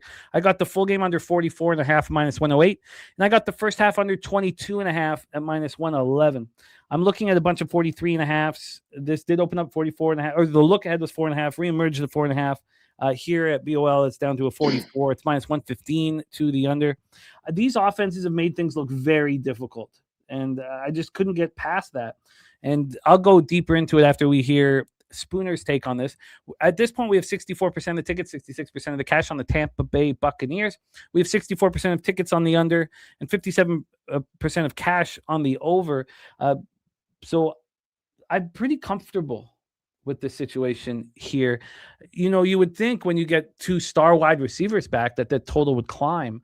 Maybe it was baked into the total, but it didn't change a thing. In fact, it kept moving towards the under. Take it away for us, Spooner. Falcons, Buccaneers. Yeah, very interesting ticket splits when we monitor this line movement. The 6.5 was sort of the look ahead, what you could get this weekend. I know Kyle moved on that 6.5 with the Falcons, and thought that was interesting. I thought after that Tampa Bay game, everybody would be kind of selling low on Tampa Bay, just like after losing a game like that at home versus a bad team like the Saints. There's not a lot of faith you have in a team like that. We look at Baker Mayfield, like he's a huge part of what makes this Tampa Bay, and he's just not been playing good football. There's not a lot of faith you can put in him right now.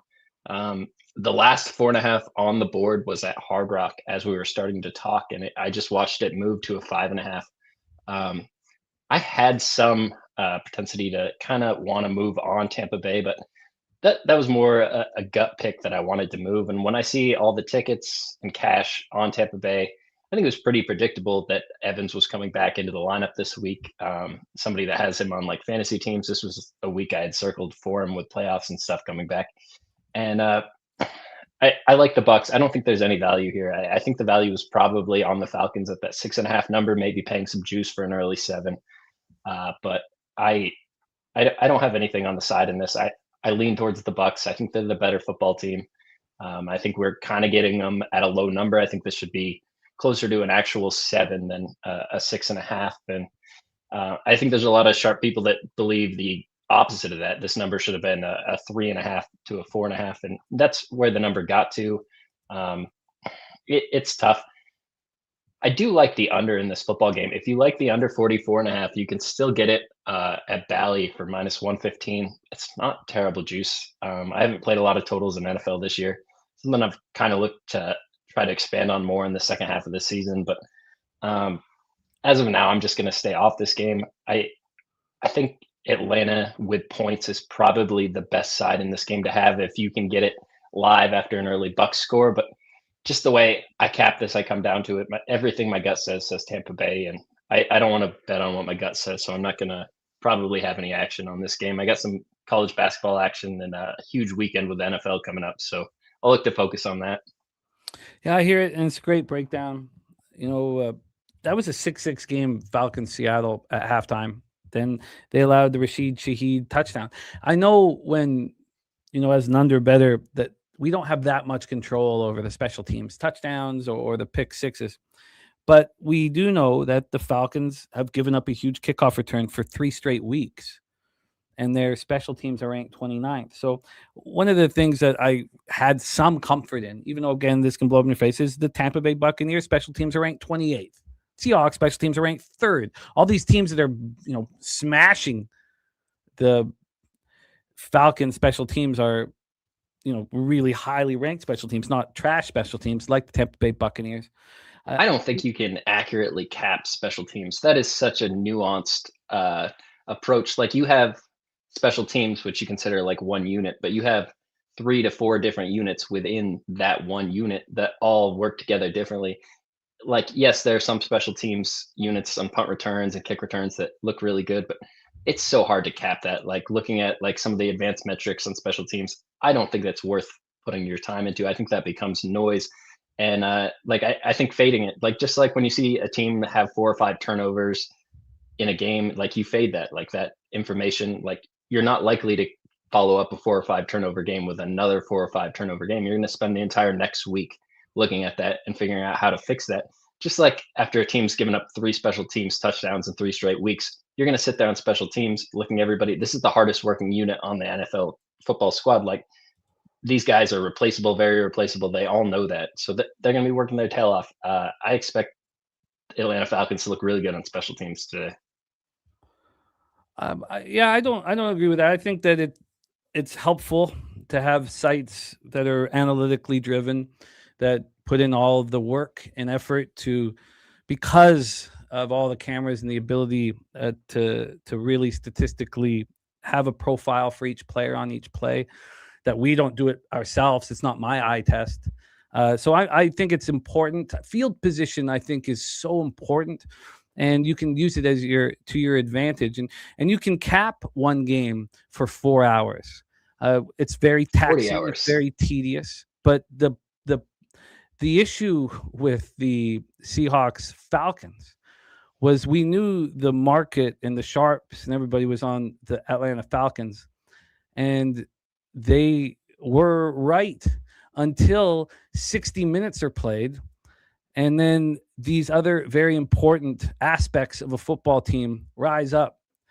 So, knowing what the Seahawks special teams have looked like, especially now with Rashid Shaheed, that helped me not bet the Falcons when my colleagues were on them. And it wasn't that the Falcons had terrible special teams. It's that the Seahawks were so good. And now you're going to give 60 minutes of opportunities for a complete football team to take advantage of a team that I deemed weaker. So I mean, everybody can cap differently and handle information in different ways. And some information can be considered noise, and it's a gray area to what's important to you and what so we don't need. After the football game is played, special teams is not a gray area. Like after it probably decides more than half of football games. Like there's a lot of football games, especially the spread of the football game, that's decided by that special teams unit. But I think trying to predict what the special teams is going to do is probably the hardest part of capping NFL football. I don't know that there's a lot of value gained from trying to predict those units, I guess is all I was getting at. Because there's such a different, so the kick blocking team gets judged in the same unit as the punt return team. Completely different units. The people on the field, there's probably 6 guys that are on both of those. But you're putting all this together in special teams numbers, and then there needs to be 7 different stats if you really want to judge that. And if you go on right now, you can't look at 7 different stats. You got a bunch of NCAA games to get onto too. Yeah, absolutely. The quantitative versus qualitative battle with capping. I mean, that's the whole thing. The qualitative, what we see with our eyes, and then trying to use data. The quantitative, what we can actually put into spreadsheets and make numbers out of, is a huge battle. But some battles, I think you're just spending too much time on something you can't get at. Yeah, I disagree, but it's part of the fun. It's different styles, and styles make fights and all that stuff. It's part of the fun. I'm on the first half under and the full game under. Having Pro Football Focus do that work is helpful. And the fact that there's a 29 team against 28 team in special teams, I feel like I don't need to worry about it as much as I worried about it with Seahawks' third best special teams and the best special teams over the last 5 weeks against the team that had the worst special teams the last 5 weeks. But again, we let's move on to college basketball. But that is NFL here for us. Just the first half under and the full game under for me. We have also the stacks play of the day in this football game as well, and it is Egbuka.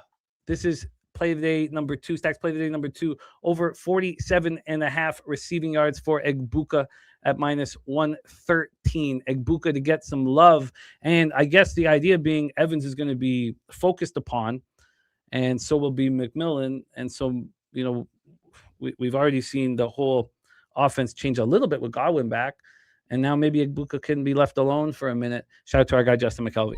Stacks, stacks, stacks, stacks, stacks, stacks, stacks, stacks, stacks, stacks, stacks, stacks, stacks. All right, Spooner, let's get into college basketball. So also 4-0 now. We are when we have the same bet, and they're not even which we don't talk about beforehand. We just come to the table with the same action. They've also not been very close games either.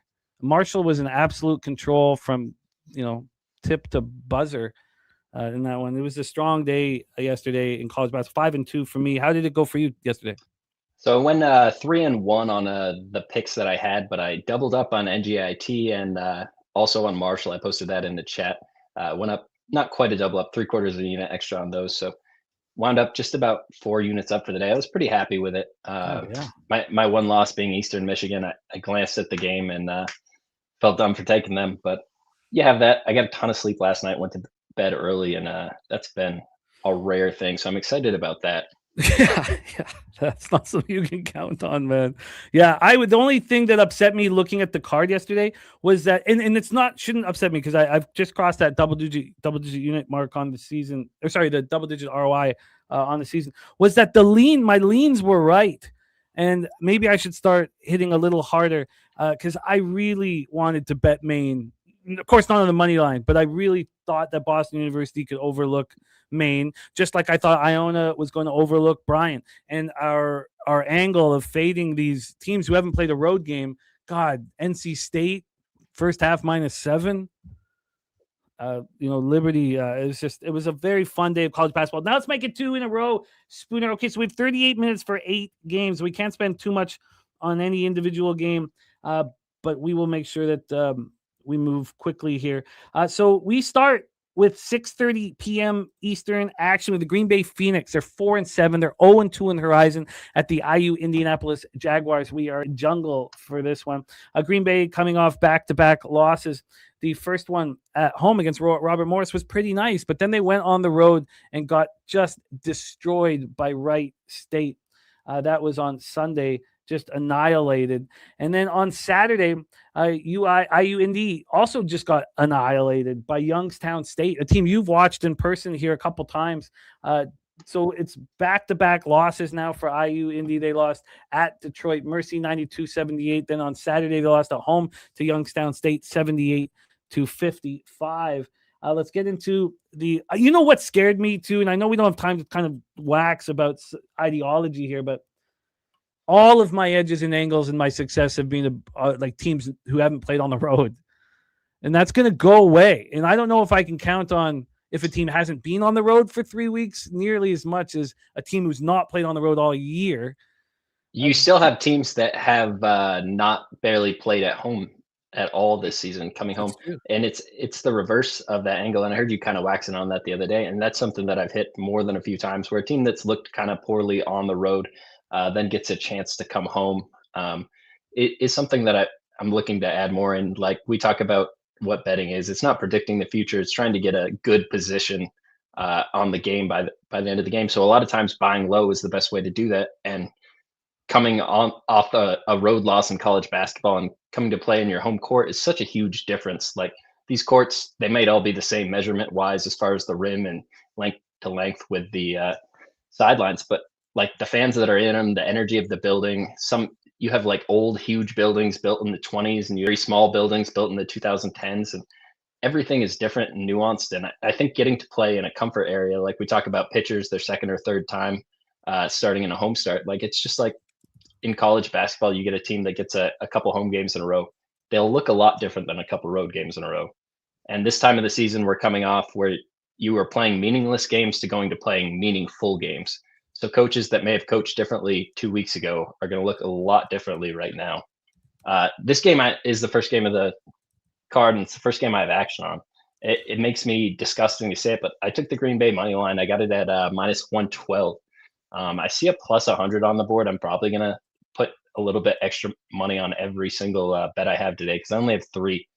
But I think this IU Indy team is a really bad basketball team. They're a short basketball team. They play with a ton of pace. That's the issue. And they're coming out their lowest scoring outing of the season.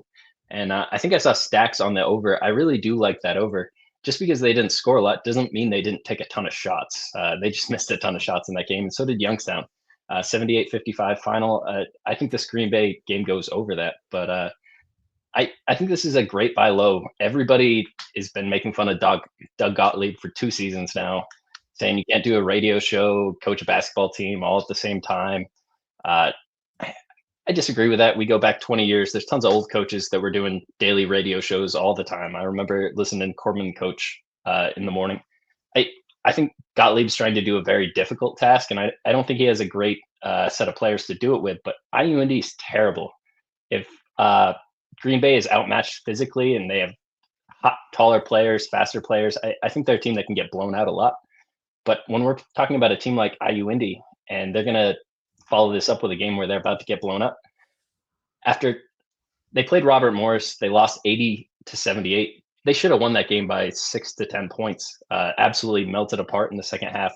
They followed that up with an absolute shellacking at Wright State, where they lost by almost 30 points. I think this is a great buy low on Green Bay. I think they're the better team. I think everybody wants to fade them. Haven't looked a lot at market splits, but I believe the market is on IU Indy. That -110 that I have, I'm going to add that +100 I already mentioned. I think this is a better basketball team start to finish, and I think we're going to have some value with Green Bay as we go on this season. I think so. I think so. I agree. Just the Gottlieb cloud sort of hangs over the basketball team. So we have seen this move towards IUPUI. Right now in the cash flow, we have 1% of the cash on IU Indianapolis. You're right with this move towards the over. It's been a pretty big move towards the over. I'm looking at a 169 that's juiced to the over. The last move, it came back. Sorry. So there was a 2.5 point move at 1:04 p.m. to this over at 169.5. It's come back a half cent. Hold on, listen to this split really quick. 167.5 minus 115. I can also get for the over. I can also get an under 170 at minus 120. That's incredible. That almost makes me want to just bet that because there's value in just betting those two numbers right now. There is, yeah. No, that's absolutely wild. Absolutely wild. MJ Falls in the chat talking about, he says, I know the market is a big factor in your capping, but I don't think the market movement is generally really that important in college basketball, especially for non-marquee matchups.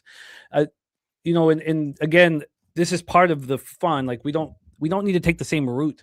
I think it's crucial and imperative. But I've not been able to really prove, and I think I'm trying. Again, this is some sports just are a little more difficult for a capper or whatever. But I want to be able to prove that I can, defeat college basketball with a 3% ROI over a large sample size, and it's been a difficult thing for me to do in my career. So I'm not really one to talk about, but I don't care about. We make a lot of these, all like Spooner. It's the smaller schools that really I find the most fun and the most advantageous for us in a gambling perspective, and so we don't have any money information. I won't bet a top 25 matchup until it's March. Like I'll watch the games, but there's a very small, if you paid attention to any of the games I bet, I don't bet any big name. Like the top game on the board, I very rarely have action in. And I'm I respect that and like it. And I think it's extremely situational, but the market is so important. I mean, I just bet in college basketball. I don't care about the tickets. Really, I don't care about the percentages, but I do care about the line movement. I do care about the sharp books that move the line, and that's what I look at. But like sports like NFL, with the amount of money that comes in, my take does change. I respect the ticket percentages and stuff, and maybe that's a mistake in the long run, but I've had success looking into them heavily this year. So I think every sport is different when it comes to like what the market is, but I think no matter what, line movement trumps everything. Yeah, and almost all of my bets have been made without knowing where the cash is this year, and it's fine. But the line moving in that direction, or at least staying still, especially with some of these dogs, is imperative. But MJ, it's part of it. We don't all have to get to the bag the same way, and it's better if we don't, because you learn from each other and you pick up little things from different cappers, and that's so important stuff to talk about. We have Green Bay minus 110. These are all tweeted out from our guy Spooner. Follow him on X. I'll pop his X handle in the chat when we finish this off. So my X has been acting up, and I only can get it on my computer right now, so I haven't actually tweeted out my card today. I'll try to do that quick before I go back. So but it's only making me pick one or the other right now, and I like to leave it signed on for this because I get a lot of links for these kind of things on my computer. So I'll tweet it out at some point today, but until I get X figured out, I'm not sure if my cards will be up for the next couple of days consistently. Oh, no. Okay, well, we have so Green Bay plus 100 then, so we can line shop here. Do you want the plus one, or are you looking at the plus 100? No, I'm gonna take the money line. So that plus 100 is what I'll get back down on. Okay. I'm comfortable just the lines I sent you. I'm fine rocking with those. I see there's better numbers. It's fine. Whatever you want, but there's no at this point, because you can be hurt a lot too. So if there's some advantageous spots, there's nothing wrong with that here. Right now, looking at Green Bay here, over here, are we going to see what? Oh, it's not even available. Wow. They pulled that game. Okay. Let's roll on to the next spot on the board for Spooner. App State Mountaineers 5-5, 1-3 on the road this year. At the East Carolina Pirates 3-6, 3-2 at home. We're in Greenville, North Carolina for this one. Let's get this line history set up here. Oh, shoot. Sorry, I'm on the money line. Let me just quickly move over to the spread. We have App State right now +4. They opened up +5, and within 10 minutes, they were +6. And then it's just dropped from that point on. We got down to a +4 about 7 hours later. That's 9:39 p.m. last night. Got up to 4.5 for a minute, and we are at a +4 here. From a total side of things, we have a 134. This opened up 134, got up to 135.5, dropped all the way down to 132 a little after midnight, and now we're back at 134. And then when we set up the cash flow and rest situation, let's get that cash flow up. 50% of the tickets, 88% of the cash on East Carolina, 66% of the tickets, and 63% of the cash on this under. We have the App State Mountaineers coming off really 3 straight losses. They did play a Div 3 school and destroy them. They haven't played in 8 days, so that was last Wednesday. They destroyed Div 3 school, but they had lost 3 in a row. So they lost to Elon at home 88-53. They lost at Mercer 75-67. And then they lost 67-55 to the Bulldogs, UNC Asheville, who we cashed with last night. And also I got in live with them too while they were down. It was they were very good to me. And I thought it was going to all fall apart in overtime, but it didn't. Then we have East Carolina coming off a very tough home loss to Greensboro, UNC Greensboro. So they're coming off an 82-78 loss there. Take it away here for us, Spooner. App State, East Carolina. This is a very interesting basketball game. I think East Carolina is one of the worst teams in the AAC this year.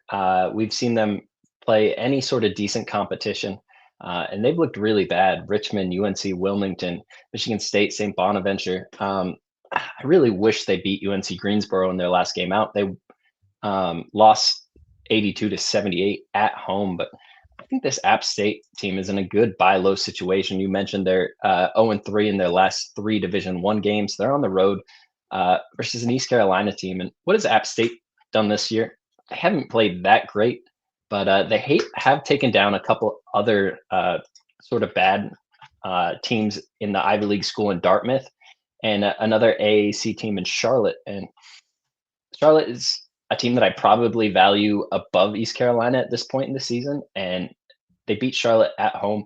I think they can keep this a really close game. One thing I hate about App State is they have one of the worst free throw shooting percentages in all of college basketball.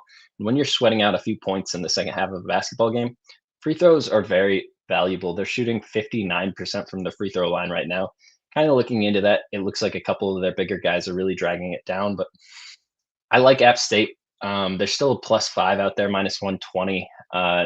It's a lot. That'd be the only look I could have in this game. I think East Carolina, you could say that they're in a buy low spot after that UNC Greensboro loss, but I don't think so. Like the only teams they've beaten are the worst teams in college basketball: Georgia Southern, Maryland, Eastern Shore.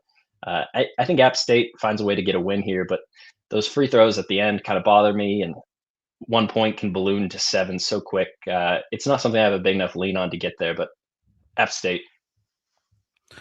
App State would be the move. Wager Detective moving on it. Matty Ice on the over 132.5. Let's roll on to our next spot on the board. 7 p.m. Eastern, the Western Carolina Catamounts, 4-5. 0-5 on the road. This is a team that has been tested on the road at the Virginia Tech Hokies, 8-2, 5-0 at home, Casell Coliseum in Blacksburg, Virginia. Let's get into the line history here for this one. We're going to start with this total at 153. It opened up at 151, got up to 154 before a point of buyback. Still 2 points of movement towards the over. On the point spread here, we have Virginia Tech -20. -115, opened up 19.5, then to 20.5, and now we're just kind of stalled at the 20. It is juiced towards the Hokies. Cash flow wise, 71% of the tickets, 87% of cash on Virginia Tech. None of the books seem to be doing much with that. I mean, Circa opened this up at 20 at 9:15 p.m. last night. They haven't told us their numbers, but they've not moved it a cent. We have 77% of tickets on the over and 62% of cash on the under. You know, one thing I love trying to suss out is this team going to, overlook their opponent? And the undefeated Hokies, they're coming off 2 wins. They've won. The one was the home game. That was the 73-62 victory over George Mason. They've beaten all these teams at home by margin. They beat Charleston Southern 98-67. They beat St. Joseph's 94-59. Like you were saying about Charlotte, Charlotte gave them a test 84-76. Bryant wasn't that bad, 78-61. I wonder if they overlook their opponent in this one, the Western Carolina Catamounts. The Catamounts also played against the same Div 3 college that we just spoke about with App State, with VA Virginia Lynchburg, and beat them 124-62. But they're coming off of 3 straight losses in tough environments. Now, this is also a tough environment, tougher than what they faced. Lipscomb, High Point, and SC Upstate. Take it away for us here, Spooner, Catamounts, Hokies. Yeah, this is a tough situation. I wish Virginia Tech had a game on deck, but they have Maryland Eastern Shore next. So you're not really overlooking the Catamounts for Maryland Eastern Shore. Then they followed up with a game against Elon. They don't play a real game until December 31st. So I do think Virginia Tech could kind of beat mode. They just played 4 really tough games versus Colorado State, St. Mary's, VCU, South Carolina, and George Mason. Those are all teams that could be in the NCAA tournament at the end of this season. And they played pretty well going 3-2 in those games. I think they would have liked to have taken one of those games versus St. Mary's or VCU on a neutral, but they didn't. They don't look like that great of a basketball team. And I think sometimes when not that great of a basketball teams get a chance to play a lower opponent, they really try to take it out.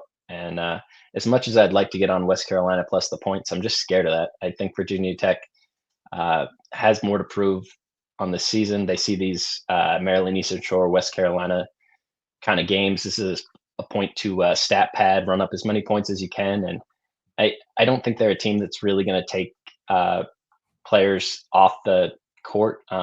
Bench minutes this year, they're ranked in the bottom 200 of players coming off the bench. So like the starters stay in the game. It's the top 6 or 7 guys most of the time. I think this is a Virginia Tech actually wins it from an X's and O's standpoint. From a market standpoint, where I'd want to be is the West Carolina with the points, and it's just enough conflicting to keep me off this. Any thoughts on this, Jimmy? Yeah, it would just be a first half bet for me. It wouldn't, I'd want to focus on the 20 minutes and the hope that they're being overlooked. But I don't feel confident enough right now to say that. I agree with your take completely. This didn't scream Virginia Tech overlooking Western Carolina. You have to say that looking at the market, that they're not just moving this 3 or 4 points towards the Hokies, and it's not like Virginia Tech's coming off smash and grabs. That's another problem, So no, it doesn't fit. It doesn't fit. I'd be forcing Action. it. We don't want to do that. No, so it's not perfect. It's Western Carolina first half or no bet. And maybe we can circle back if there's no action. Let's move on to the next spot on the board here. This is UT Arlington Mavericks, 6-3, 2-2 on the road at the UT Rio Grande Valley Vaqueros, 3-5, 2-0 at home. We are in Edinburgh, Texas for this one. We had UT Arlington's 2-game winning streak get snapped. Now, that was 9 days ago. They haven't played in 9 days, which isn't it's important to get practices in, but it's a long time to not be playing in a game. They're coming off an 83-63 loss at Arkansas State Red Wolves, who are undefeated at home. In that game, UT Arlington shot 5% from 3. You almost, I would prefer if they could get right back on the floor if this game was 2 days after that, because that's an outlier, a very, very horrific number. They were down 39-21 at the half. Now, they have been sitting in that. They've been sitting in that loss and how poorly they shot for a while. This was, again, a team on a 2-game winning streak. They came in with, playing good ball. UT Rio Grande did not look good on a tough road trip. It started tough. Missouri State 74-67. They lose at Illinois 87-73. Then they lose at SFA 73-60. I mean, that was not a very good performance against Stephen F. Austin. And then they come home and they get a win. They beat Austin P 63-50, which takes pressure off them, makes them feel good. And then even in that one, Austin P shot 13% for 3. It's not like Rio Grande Valley shot any better, 24% for 3. Rio Grande Valley won 63-50 despite turning the ball over 20 times. Just they win the board battle here. So I think situationally, I find interest in UTA. This line here is at 2.5. It opened up at a 2 last night. It took over 12 hours for it to move, and it moved to 3. And it was a pretty big move. When it moved to 3, Rio Grande Valley was minus 122. It's come back to 2.5, then back to 3 again, and back to 2.5 from a total side of things here. Sorry, quickly move over here. From a total side of things, we have a 143.5, opened up at 144.5, dropped all the way down to 142 before it climbed 3.5, and we have no information on the cash flow. Very interesting spot here. Johnny Blaze on Rio Grande Valley Vaqueros. So is the chosen one. Justin McKelvey on the under 144.5. What's your plan of attack here? I'm going to go after UT Arlington. I took the plus 2.5 minus 109. There was juice 3s on the board, but I didn't want to pay 122, 125. There's now a 120 plus 3 on the board. It's a little more advantageous at this point, but that 2.5 with less juice is where I'd like to be. I really feel like UT Arlington wins this basketball game. I feel like they're the more battle-tested team at this point in the season with games they can really win. UT Rio Grande Valley did an absolute gauntlet on the road. They played Baylor, Boise State, Illinois, some lower mid-majors, but they started the game or season with all road games, and they had one home opener versus Austin P, and they won that game. They looked really good in it, and now they have a second game at home before they hit the road versus UT Arlington. I think that's a real get-up spot for UT RGV in that last game, and I think after a get-up spot, you have a natural letdown, and I think UT Arlington has shown versus the same opponents that they're a better basketball team. Stephen F. Austin and Missouri State is a common opponent of both of these teams. UT Arlington beat both. UT Rio Grande Valley lost both. Now the court situation wasn't the same, so they're not like equal matchups or anything. But I think UT Arlington coming off a game versus Arkansas State, a game they really could have won, and they came out and shot 1 for 19 from 3-point. That's one of the most highest like variance stats in college basketball. Like how well you shoot from the 3 can change so much from game to game. And after a 1 from 19 performance, I really expect a much better shooting performance from so many different people on this basketball team. We talk about the Undoing Project so much, and one of the big notes that I've always taken from that is just that after the flight, like if you have a really good flight from the fighters, they would follow it up with a bad fight. And if they had a bad flight, they would follow it up with a good one. And it's just that natural regression that happens within human beings. And I think that natural regression happens here. I think UT Arlington is sitting in a loss for over a week that in a game they really could have won. They've shown that they're a decent basketball team on the road already this season. I think this is a spot where they win outright, but I'm going to take that 2.5. Yeah, I'm interested. At first, I started taking myself to the first half, and I think so. The biggest issue with UT Arlington that we've seen this season is they lack size. They're a short basketball team. Their center is 6'8". Their power forward 6'7". Generally, that's a big issue.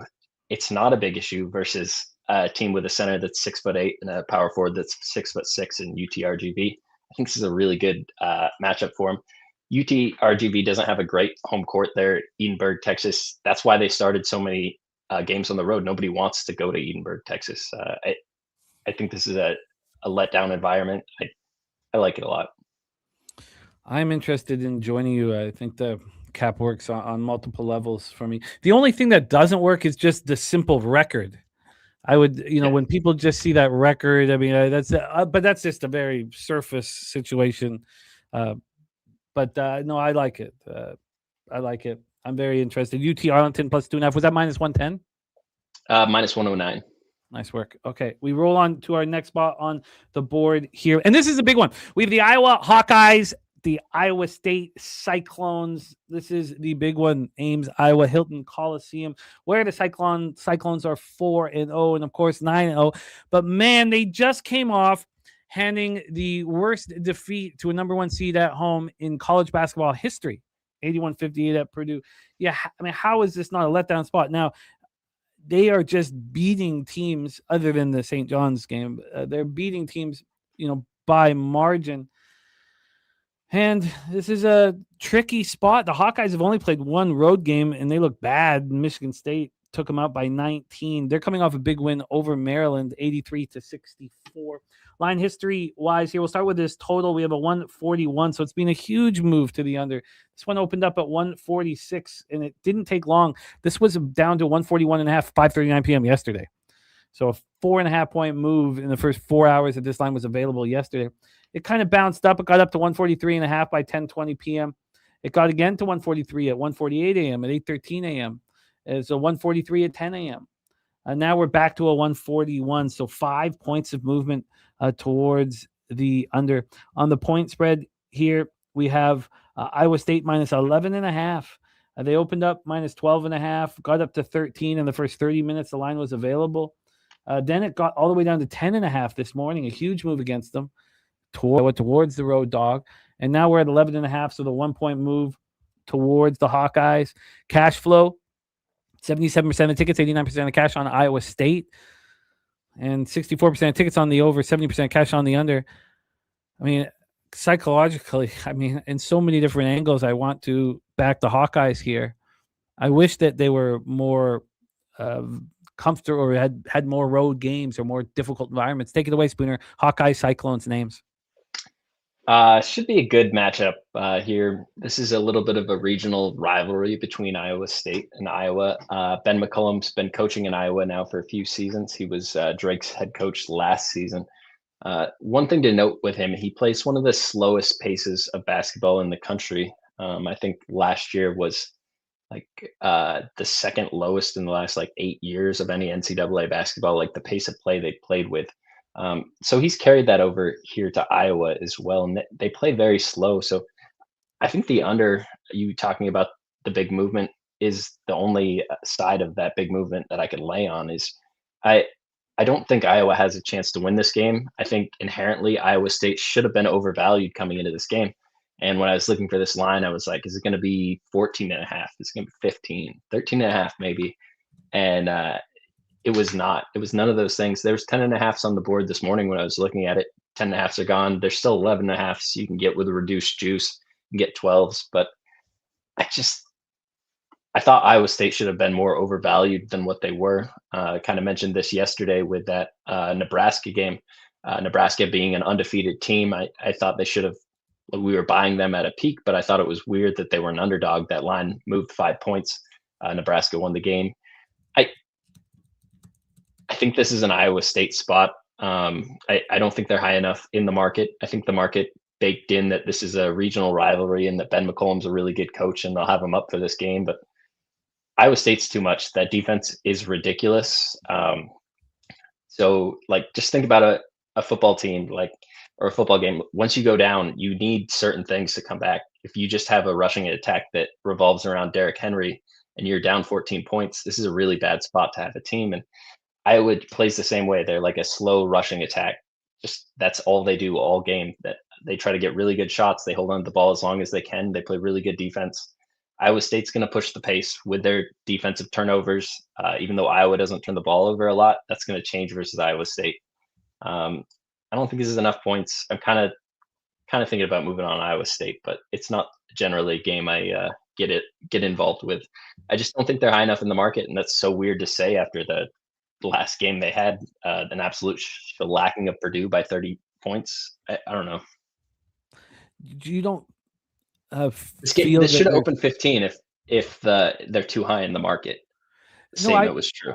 I hear that angle makes sense, and it's riveted. It's so interesting. The issue is you don't think there's a chance for a letdown spot after the greatest game in Iowa State Cyclone history? I think TJ Otzelberger is a really good basketball coach, and I think he has a ton of respect for Ben McCollum, and I don't think he would overlook him like that. He's got Eastern Illinois on deck. We just look like that versus Purdue. Watch us versus Iowa. This is our regional matchup. There's bragging rights involved with so much around there. I wouldn't be surprised to see 30 again tonight somehow. Because as soon as Iowa goes down, they're going to have to play some sort of weird basketball that they've never practiced playing. Because you can't play the 365th pace of basketball versus Iowa State when you're down 10 points in the second half And every time you try to make a pass, it gets stolen or deflected, and it's just mentally debilitating. And when you play that slow, how do you come back? Because you're not going to force Iowa State to play your brand of basketball. It's not going to happen. No, I hear that.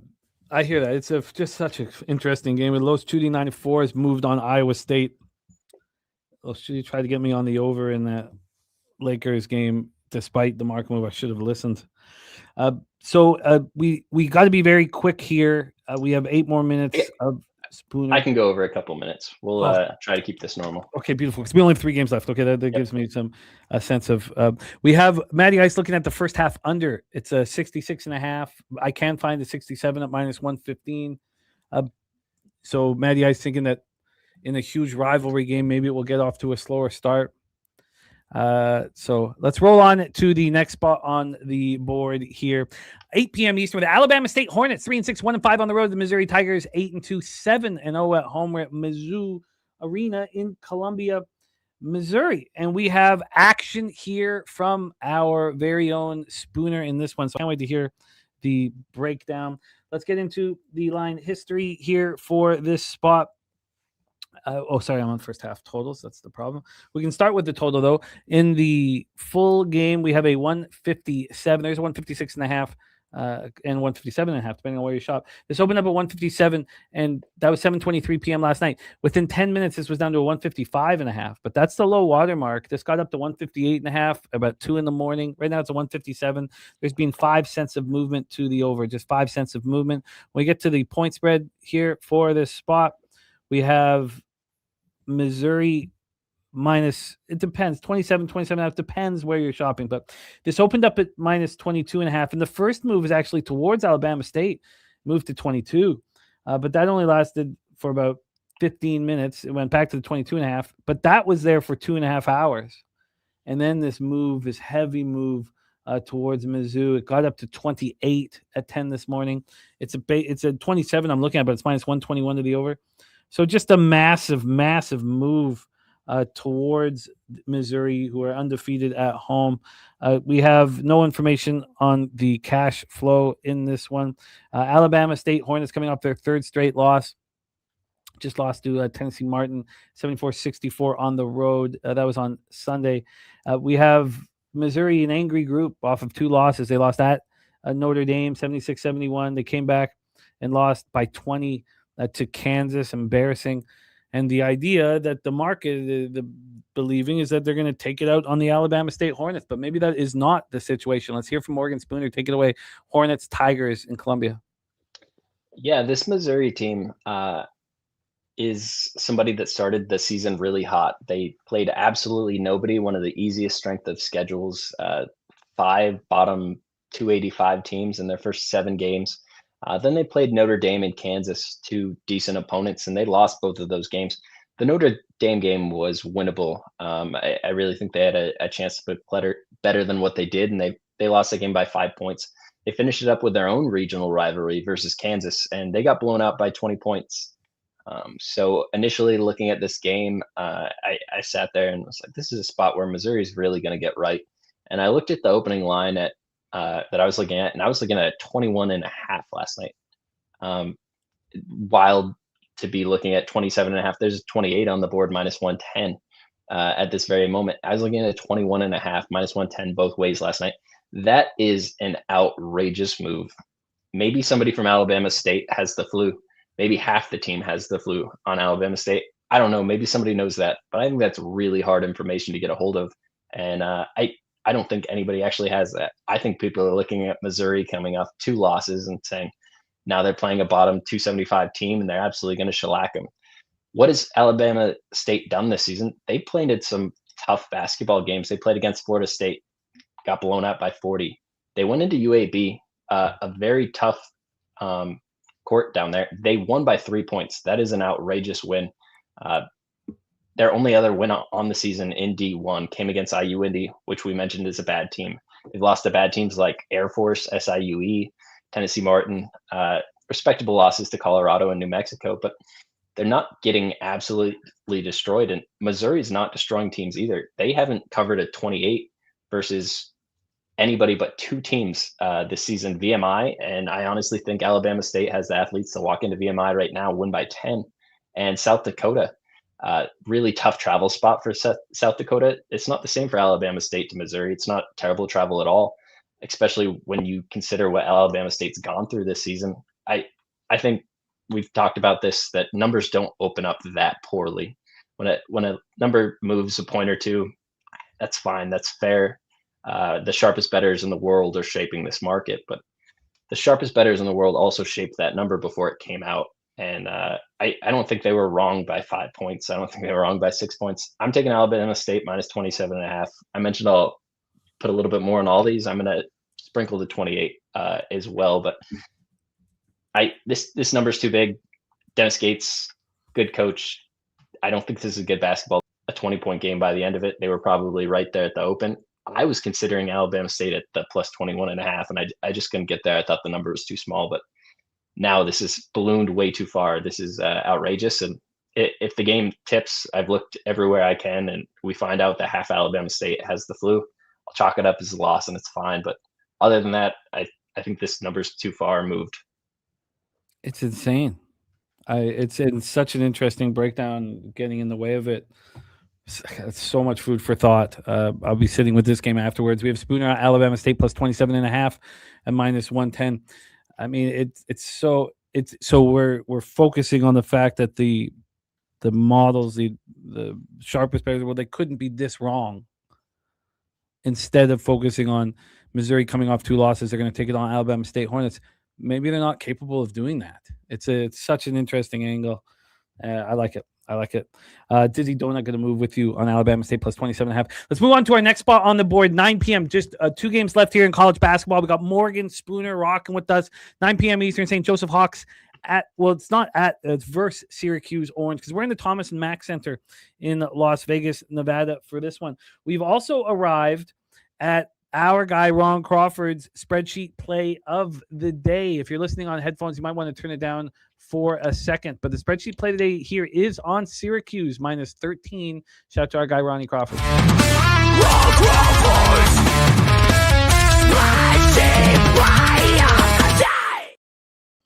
St. Joseph played 3 games on the road. Last time we saw them on the road was back on the 20th of November. They lost 99-85 at UNLV. So they have been here in Vegas, and so they have won 4 straight games. The 3 of them versus Div 1.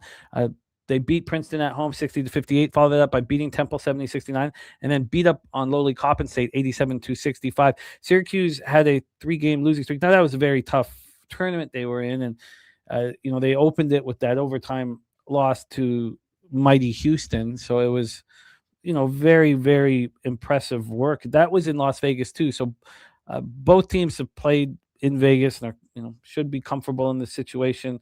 But they lost in overtime to Houston, lost by 11 to Kansas, and then got destroyed by Iowa State, which seems to be the MO for lots of teams right now. And then they beat Tennessee 62-60. We haven't seen them in 9 days since they beat Tennessee. This is a strange spot, strange line, and in a neutral court. This is tricky. The situational, what's been working for me is kind of thrown up. Where are you getting a neutral court for this? This is in Syracuse.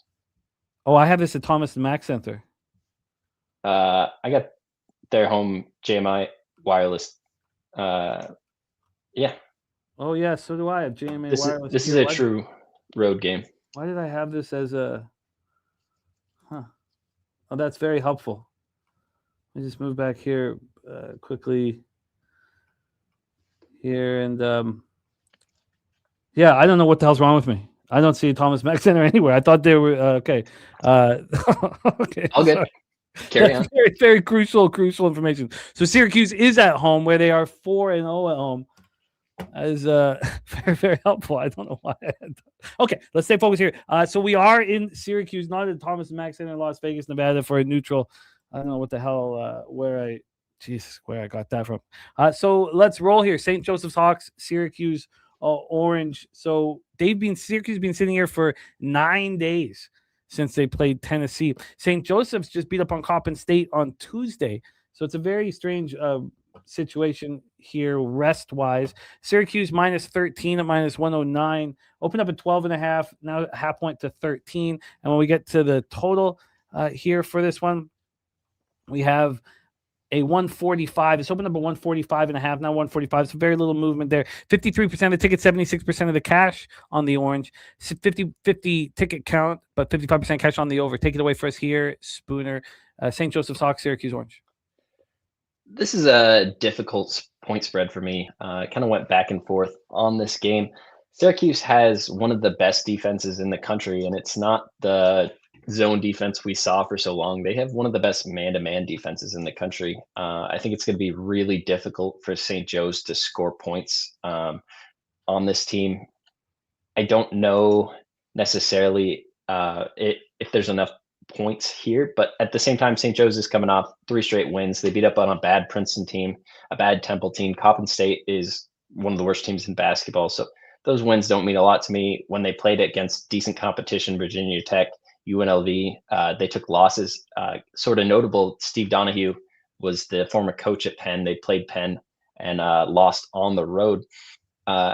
St. Joe's head coach left right before the season started. He recruited this whole team, had everything together, and he walked out on the team to take an assistant job in the NBA. Sort of a red flag in my mind, whether there's something that went in together that created this team that he didn't want to deal with, or he just didn't have a lot of faith in this team. Regardless of that, I also don't have a lot of faith in this team, and I think Syracuse probably should run them out of this gin and win. But I don't know if they have the scoring ability to really do it. Syracuse is terrible at shooting free throws. We talked about the 364th rated team earlier. They're the 365th rated team from the free throw line, shooting at 57.5%. Also, if you look into that, a couple of their big guys are really dragging it down, but 57.5%. When we're talking about 14 points in the second half, I need a team to be able to make free throws. That's terrible. 14 points is too many. I just can't get there with St. Joe's, a team that your coach puts together. He doesn't want you. This should be a big game for them, and I don't think it will be. They have a good coach, a few good players, but I lean towards Syracuse. It's nothing that I'm going to get involved with. The defense, everything sort of leads me towards the under. I don't think there's going to be a ton of points scored in this game. 143 seems like a lot, but I mentioned already, I try not to get involved with those. And Matt, you guys got that at 148.5 earlier this morning. Amazing. This is a very difficult card. Spots that I thought would open up really haven't here. Very difficult. Now, maybe we have one here, though. 9:30 p.m. Eastern, our final spot on the board. North Dakota State Bison, 7-3, 1-3 on the road at Cal State Bakersfield. Roadrunners, 4-6, but undefeated, 3-0 at home in Bakersfield, California. They have not been home for a long time. So we talk about the statistical profile of this team. Is it give you a fair idea of who they are? They opened the season with a terrible loss at Cal, but they came home, played a Div 3 school. Who cares? They didn't beat them that badly. But then they beat Western Illinois. Look, Leathernecks are very weak. And then they played some tough teams. You know, they played at Ole Miss. They lost by 22. They lost at Portland State by 13. They came home, played Mississippi Valley State. So maybe these home wins, Western Illinois, Mississippi Valley State, are just against the dredges of the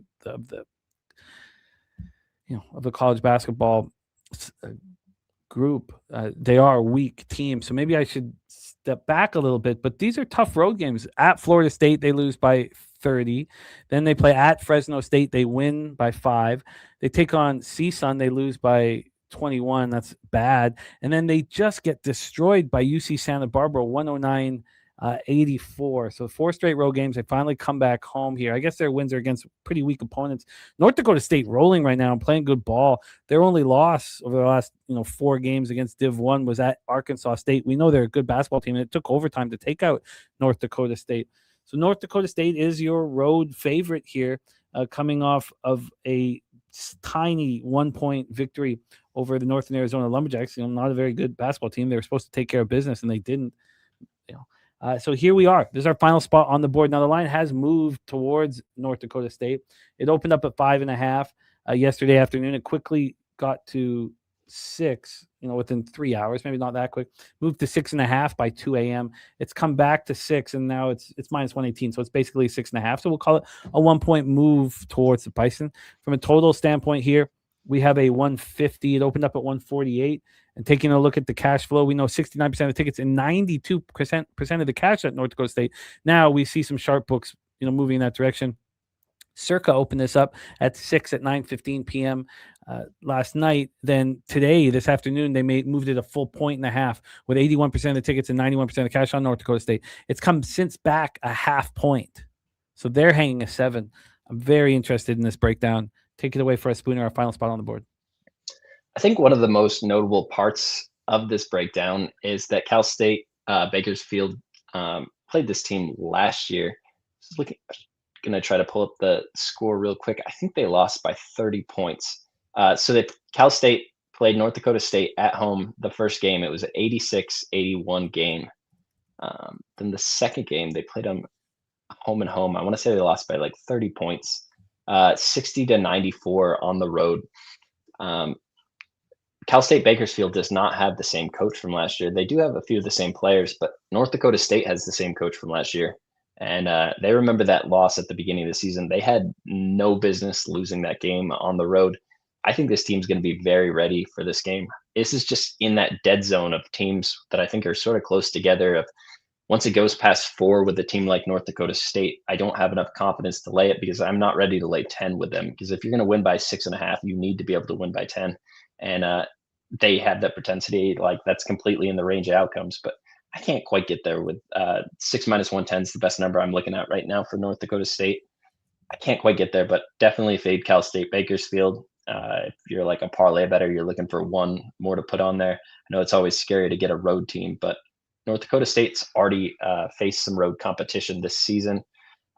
They had to go to Oregon State, UC Davis. So they've already made sort of that West Coast road trip.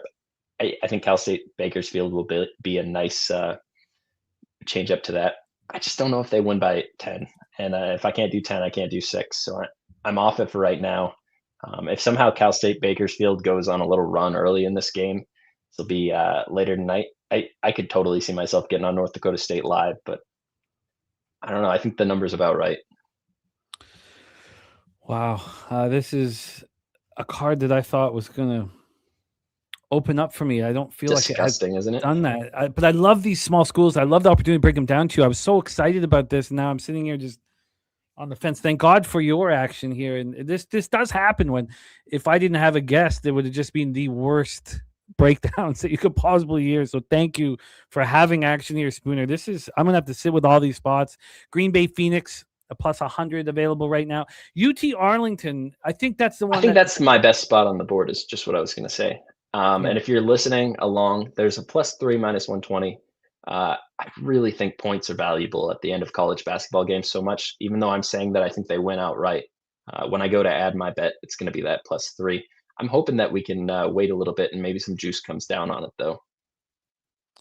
Yeah, I think that will be a joiner here. I want to sit with this Iowa State game a little longer. I love like when I'm like, oh, what kind of night am I going to have a fun night? That Alabama State going up against that market move is going to be so much fun.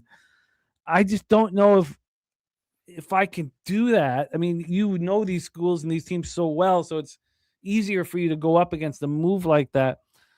And it did burn me last night doing a similar thing. And then, so that is the 3 spots here from our guy, Morgan Spooner. Spooner, thank you so much, man. Whether it's, discussing our thoughts on special teams or Kahneman or small schools. Yeah. Kahneman would tell you that regression hits in those spots where you have the worst special teams playing against the worst special teams. That's where regression is bred. I don't know. Food for thought. I'll look more into it, because after the game, like Monday night quarterbacking, always special teams play such a huge hand. And maybe that's not true in the big blowouts, but some of those like small 1-point, 2-point games, a punt return that could have been a fair catch and turned into a 40-yard punt return, and they got an extra field goal, was the difference maker in the game. And that happens so often. It's not always necessarily a big touchdown, but I think to accurately cap those special teams things, you need to put more data than the number than just what Football Focus gives us. I look at a lot of different numbers. Kyle has some curated numbers they do. You're on the right track. I just feel like it's a fool's errand to try to predict that specific thing right now with the numbers that we have, but maybe you have different numbers and a different way of approaching it than I do. Well, certainly good when you're luck. dealing with the 29th ranked team and the 28th ranked team, there's nothing there. It becomes trivial at that point. But it's I want to bet the interesting. Bucks so bad. And if we were talking about, if this was a playoff game, we would talk about it, right? That's one of the things where I'm like, are we rushing? Am I rushing through this and not touching on the special teams because there's a 16-game slate and not a 4-game slate or a 6-game slate? Like when we get deeper in the playoffs, we'll talk about it. So, you are succeeding in NFL, but you're succeeding across the board right now in all sports, and I love to see it, Spooner. Thank you for making time for us. That's Spooner's X handle here in the chat, at Spoons Bets. We are very fortunate to have him here rocking with us on Thursday. Sorry for keeping you late, but thank you for the extra time, my friend.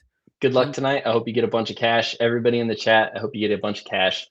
Jimmy, we can't be all smiles and happy when we're on screen. I love to be on the opposite side from you sometimes because it feels like you've gotten too fat and happy lately. You're always happy on screen. I remember the Pigeons, Jimmy, that was just like upset regularly. He just had that hunger, that desire that you knew was going to cash. And that hunger, that desire is about to pop up in NHL. And I'm about to start telling you on some NHL action because I know you're about to get really hot. I'm excited for it. Good luck, everybody. Have a great night. Maybe I'll see you on the late night stream tonight. Oh, I'd love that, Spooner. I'll be reaching out. There's our guy, Morgan Spooner. He's right. I've had a couple people mention that leaving the Pigeons and leaving the the government housing area, that I've lost a bit of the edge. But look, I'm very thankful. There ain't no the shit that you have to deal with the Pigeons were the worst, but the fucking crack dealers on mopeds, it was so hard not to be like, oh God, with the crack house right behind us, right in front of the school, this, trap house. Like it was a lot to deal with. And it's one thing when you're younger. It's another thing when you're 46 with 2 young kids. But I do feel like I have lost a little bit of the edge. And I think I might have it back in NHL. So I love all of that. And I got this massive card in NHL tonight. It's going to be going off. But the focus will be on Thursday Night Football. It's time to get into the NBA. We have a 4-game card here in the NBA. We had our friend Dan Kelly join us off the hop. Dan Kelly telling us that he's moving on Spurs futures. Who cares? Thunder are at this point. Other than that Warriors team that opened with 24 straight wins, looking like the best team that we have seen. I like the look. I think it's a very interesting look here. Yes, Justin, thank you. I agree. There's no, it's not about us. Like we can handle it, but when you got kids, you just don't want them to have to look at that, be a part of that every day. That's all it is. We can handle that. And then the edge it gives us, at times it can be helpful in life to have that edge. But again, we're getting a little old for that edge. Let's get into NBA and bring in a great young mind here. We have a 4-game slate, and we have one of the stars of the Locker Room Talk podcast, the final UFC event of 2025, right here on Pub Sports Radio on Saturday. We also have our NFL Cappers contest up and Adam here, and it's crunch time, man. I'm 4 points back of the Earl brothers.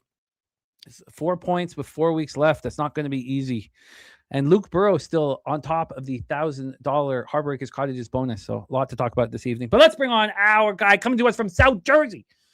Please welcome Billy Brisbane in the house. Brizzy, what's good, man? How are you? Doing good, man. A little bit bittersweet. UFC comes to a close, but the hoops kind of start heating up around this time of year. So I've been trying to be locked in for NCAA, NBA, and stuff like that, and not having to watch as much fight tape has translated into better results elsewhere. Yeah, it's interesting. You put all your sole focus now on NBA. I get it. It's extremely fun capping NBA. It is tricky, but it's extremely fun. Let's see if we can find some angles here right now with Billy Brisbane. Thank you guys for rocking with us. NBA for Thursday, December 11th, 4-game slate. We start 8 p.m. Eastern. The LA Clippers 6-18. God, 6-18. It's just unbelievable. 6-18, 3-11 on the road. I have backed them a couple times with success. I've also backed them with a loss. I had them against the Grizzlies last Friday. Clippers, Rockets. We're at the Toyota Center here for this one. Let's set up the line history and set up the rest situation for both squads. And let me get up the shoot around information here very quickly. And here we go. We are in business. So let's roll. We have here a Clippers team where they had that lone win, right? We were all on them at Atlanta. The 3.5 didn't make any sense. It closed at 1.5. The whole thing didn't make any sense. They just jettisoned Chris Paul. The problem was I got that win and thought there was going to be another one right after it, which got me bad there. They fell to Memphis 107-98. Then they showed a lot of heart in that 109-106 loss on Saturday night at Minnesota. This concludes their 5-game road trip. They get another shot at Memphis back home on Monday. Then they kind of got to go back on the road again. Then they got a bit of time at home over the holidays here. Certainly not going to watch them on Christmas, this trash-ass basketball team. So we have the Clippers. They are losers of 7 of their last 8. Going up against the mighty Houston Rockets, 15-6, 7-2 at home. It certainly feels that with the Spurs lighting things up, that they can't be complacent. They must keep winning basketball games to ensure that division championship. They are coming off a 122-109 loss on Saturday at Dallas. It was a disappointing loss. They'd won 2 straight. They'd won 5 of their last 6. And now they have the one home game before they go on a road trip. And it's a long road trip. And they don't come back for a long time, man.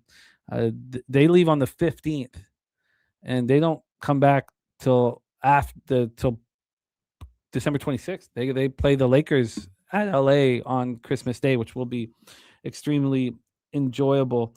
They get a few days off after this, so they get the weekend off, and then it's not a bad spot for them at all. It's not like they head out on this long road trip tomorrow or the next day. They get some time off. They don't leave. Their first game is not until Monday. Let's take a look at the situation here.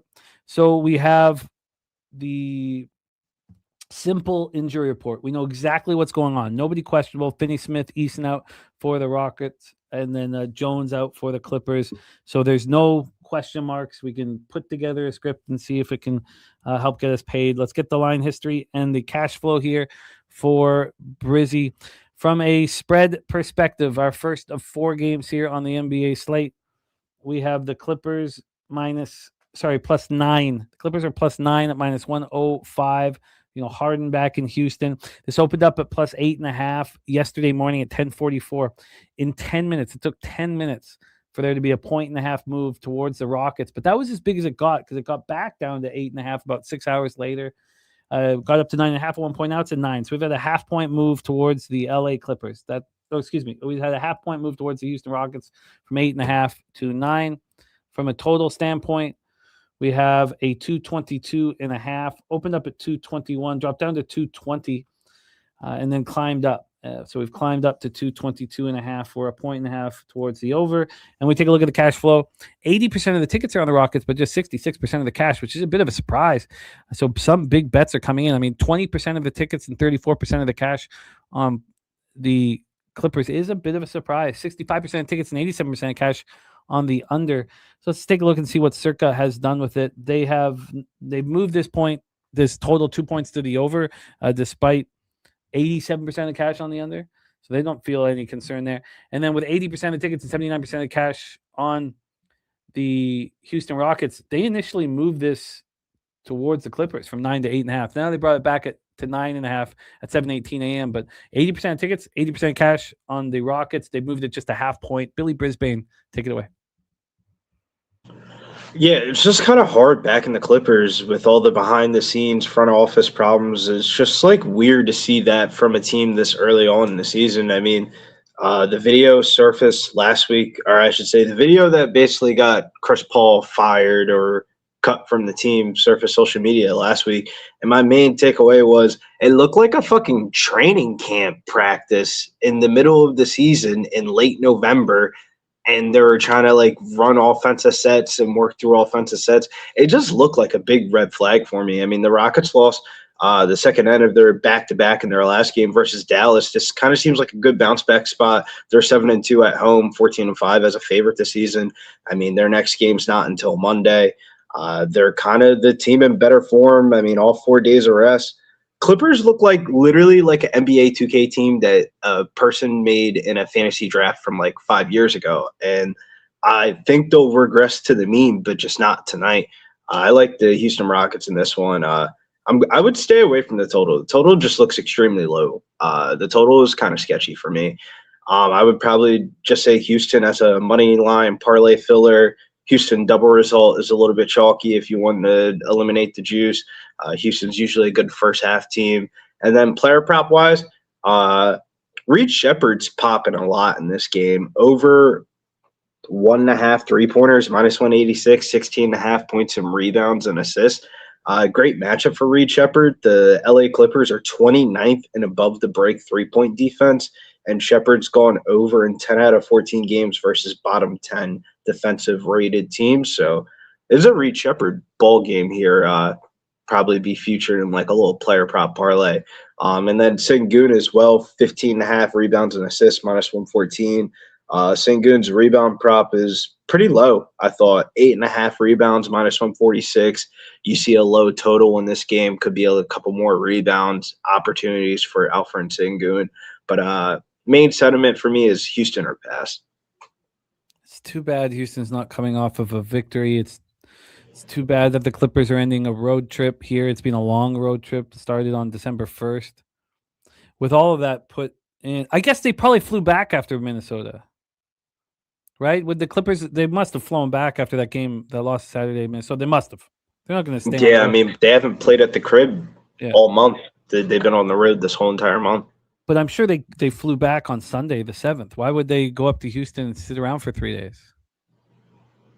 Maybe. I don't know anything with this Clippers team anymore. I mean, the video I saw was just a huge red flag. It literally looked like a fucking training camp, like practice. Like it looked like a practice that you were supposed to have like 3 months ago, not in the middle of the season. I was astonished, to be honest with you. I don't want to put money on the Clippers, but it feels weird. You would think a team with a healthy Kawhi Leonard and James Harden, the way that James Harden's been playing over the last month, that it would translate into more wins, but it just hasn't. Okay, so I find this game extremely interesting. Do you expect, because I do, and this is a problem, obviously, do you expect Harden to step up here back at Houston with all the negativity around the Clippers right now, where he can just be selfish, do whatever he wants, and pad stats and play well? Do you expect Harden to step up in this basketball game? Yeah, but I really don't think it matters. I mean, James Harden's played really well across the last month, and they still have gotten smoked in these games. I mean, matters from a player prop betting market. His player prop opened up 24.5 points, went down to 23.5 assists, juiced towards the over. I would probably play James Harden assist. His assist prop is 7.5. It should be 8.5. I would probably stay away from his point. The point prop that I like under in this game is probably Kevin Durant. Kevin Durant's point prop is a little bit too high. 26.5 points for Kevin Durant is a little bit wild. This isn't KD from 2 years ago. They don't ask him to do as much shooting. Justin is moving on Harden and expects him to step up today. I don't want to bet props. I've cut them out as much as possible. There are certain times where I feel like I have to bet one, and I've been feeling this about Harden today. Over 34. I would rock with it then. I would probably go assist. I would want something with the assist category because his assist prop is extremely juiced. I mean, 7.5 assists is as high as anywhere in the market at minus 150. FanDuel has the lowest at minus 138. I don't know, it opened up minus 127.5 all the way up to minus. I think it's the assist category. Let me grab a tissue real quick. No worries. Sorry, I missed that, Justin. There it is right there. Man, I missed that. Okay. All right. Well, we have BJ's best bet as well.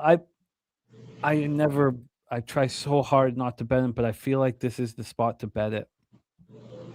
You know, a little bit of a break, get out of your head for a minute.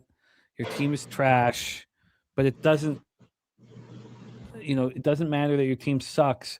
You're going back to Houston, and you're going to play ball tonight. I think I'm going to see what comes out of this card, but I expect to join Justin on the Harden props. Let's set up game 2 here, 8 p.m. Eastern. Boston Celtics 15-9, 7-5 on the road at the Milwaukee Bucks, 10-15, 7-7 at home. We are at Fiserv Forum in Milwaukee, Wisconsin. We have, of course, Antetokounmpo out, Prince out. The only question mark here, because other than that, we have a pretty simple situation, is AJ Green. At this point, questionable. So we'll see. It's an injury that he practiced, limited practice yesterday. So we'll see if he's available to play. Let's get into the line history and set this one up here for our guy Brizzy. This is game 2 of the 4-game slate. Line history wise, we'll start with the total. This total is a 223.5. This has dropped heavily. This is the only total that's dropped. This one opened up at 227. This was yesterday morning. Got down to 226 within 20 minutes. And then we're down to 223.5, a 3.5 point move towards the under. Then on the point spread here, we have Boston minus 9.5. They opened up minus 7.5, and it's just moved towards them to 9.5. That's a pretty big number. We'll go over their road games and decide if we think that they can win by margin. They're certainly coming off taking out the Raptors, pretty comfortably on Sunday, 121-113 at Toronto. They're winning games, and they're winning games by margin. They took out Washington by 45, 2 road games back. So, this is a team that's won 5 straight. They've won 7 of 8. That only loss at Minnesota, no harm in that. This team playing really good basketball. They've won 10 of their last 12. They're rolling right now, and A.J. Brown is the tip of the spear. From a cash flow standpoint here, we have 60% of tickets, 66% of the cash on the Boston Celtics. We see the market moving in their direction. 62% of tickets on the under, and 87% of cash on the under. So there's no there's no why is this line doing this or why is this line doing that. The books are respecting the action that's come in so far in this game. That action's come in on the Celtics. They're moving line towards Celtics, coming on the under. They're moving line pretty heavily to the under. So there's no I wonder why type stuff. We have the Bucks have been off, man. They had the 3 games in 4 nights, the 2 games in 3 nights. They started with the win against Detroit, back-to-back games, and then the Philadelphia and Detroit losses. We knew Detroit was going to slap back on that Saturday. So we haven't seen them here since Saturday night. And they're probably ready to go. Losers of 2 straight, losers of 3 of 4. This is an interesting one. Take it away for us here, Brizzy. Celtics, Bucks. Yeah, shouts to the chat. Nasty Nate saying Celtics smash. I expect nothing less. Shouts to Matty Ice. He says, speaking of Reed Shepherd, he's gotten 1+ steal in 14 out of his last 15 games, and he's coming off of a game that he did not get a steal. So Reed Shepherd steals category for the D-gens out there. And I think Jimmy meant AJ Green, which does play a factor when you don't have Giannis out there and there's no shooters. You don't want to keep on picking on teams when they're down, but damn, without Giannis, it's just a stay away for me for the Bucks. I mean, they're like a bottom 5 team in the league without Giannis. It's pretty drastic. I mean, without Giannis, they're 2-8 last 10. 6 of those losses are by 9+ points or more. They don't have any reliable offensive options. I mean, if you look at their starting lineup, they just moved Miles Turner to the power forward position. Tells me you don't really have confidence in the people that you have on the court. If you got to start Jericho Sims and Miles Turner in your front court, that's wild. And I feel like where Boston's found success this year is just like really on the offensive side of the floor. I mean, really their last 8-2 in their last 10 has really contributed to their offensive rating. They're the number 1 offensive rated team in their last 10 games. They had that big marquee matchup about last week against the Knicks, and that was kind of like, I don't know, I feel like the market has respected the Celtics since that game. They beat the Knicks. at home, and ever since then they've been lame chalk favorites again. And the rumors are that, which is crazy to say, rumors are that Tatum could be returning maybe after the All-Star break. And ever since then, this team has been on go mode, and they've been soaring up the East since. When they get their star player back, I think they want to be in position to kind of put themselves in championship conversation. And I think these are the type of games that the Celtics have been taking advantage of, and I think they take advantage of it again tonight. I get it. Both teams are kind of neutralized when it comes to rest advantage, disadvantage scenarios, but I think Boston rolls over this Milwaukee Bucks here tonight. This is another one where I don't know about the total. I feel like if you play the over, you're going to be mad as fuck Milwaukee doesn't eclipse 100 points. And then if you play Boston team total over 115.5, they could easily win this game 112 to like 104. And you'd be pretty pissed if you had a team total over. So probably Boston has another money line parlay filler piece. I would probably take Boston on the spread. I think it's moved up for a reason. And then player prop wise, Derek White over 18.5 points, minus 132. And then if you're looking for a parlay piece, probably a 3-point prop. So we all saw Antetokounmpo go down with the injury. It was against the Pistons. And, when you go over the difference between what happened when Antetokounmpo got hurt and then what happened in the next game 2 nights later against the Sixers, it was that there was all these outlier performances after Antetokounmpo got hurt. As much as obviously we can't count on outlier performances. And in that game that they won, over the Pistons, Jericho Sims went 7 for 7 from the field and had 14 rebounds. I mean, you're just not going to get that again. Ryan Rollins went 9 of 16 from the field. AJ Green, and sorry for saying AJ Brown there, AJ Green went 5 of 11 for 3. I mean, we just pulled out 3 outliers and you win the game. You can't count on these outliers, I don't believe. And so I'm not going to try to create a story where the Bucks, menace at home. Well, while I do agree with you on that, the outlier rule, don't use that against the Orlando Magic, because it feels like since Palos came back and France has been out of the lineup, it feels like they just get some type of heroic performance off the bench every night. But I also think that the Magic are a way deeper team than the Milwaukee's Bucks.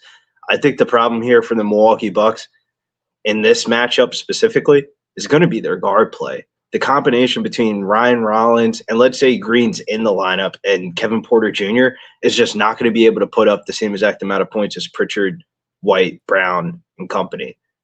So their only hope would be maybe taking advantage of the interior. But, dude, I don't think Jericho Sims and fucking Miles Turner are going to have some crazy outlier game. Like, what's the outlier game for Miles Turner? Hitting 3 threes?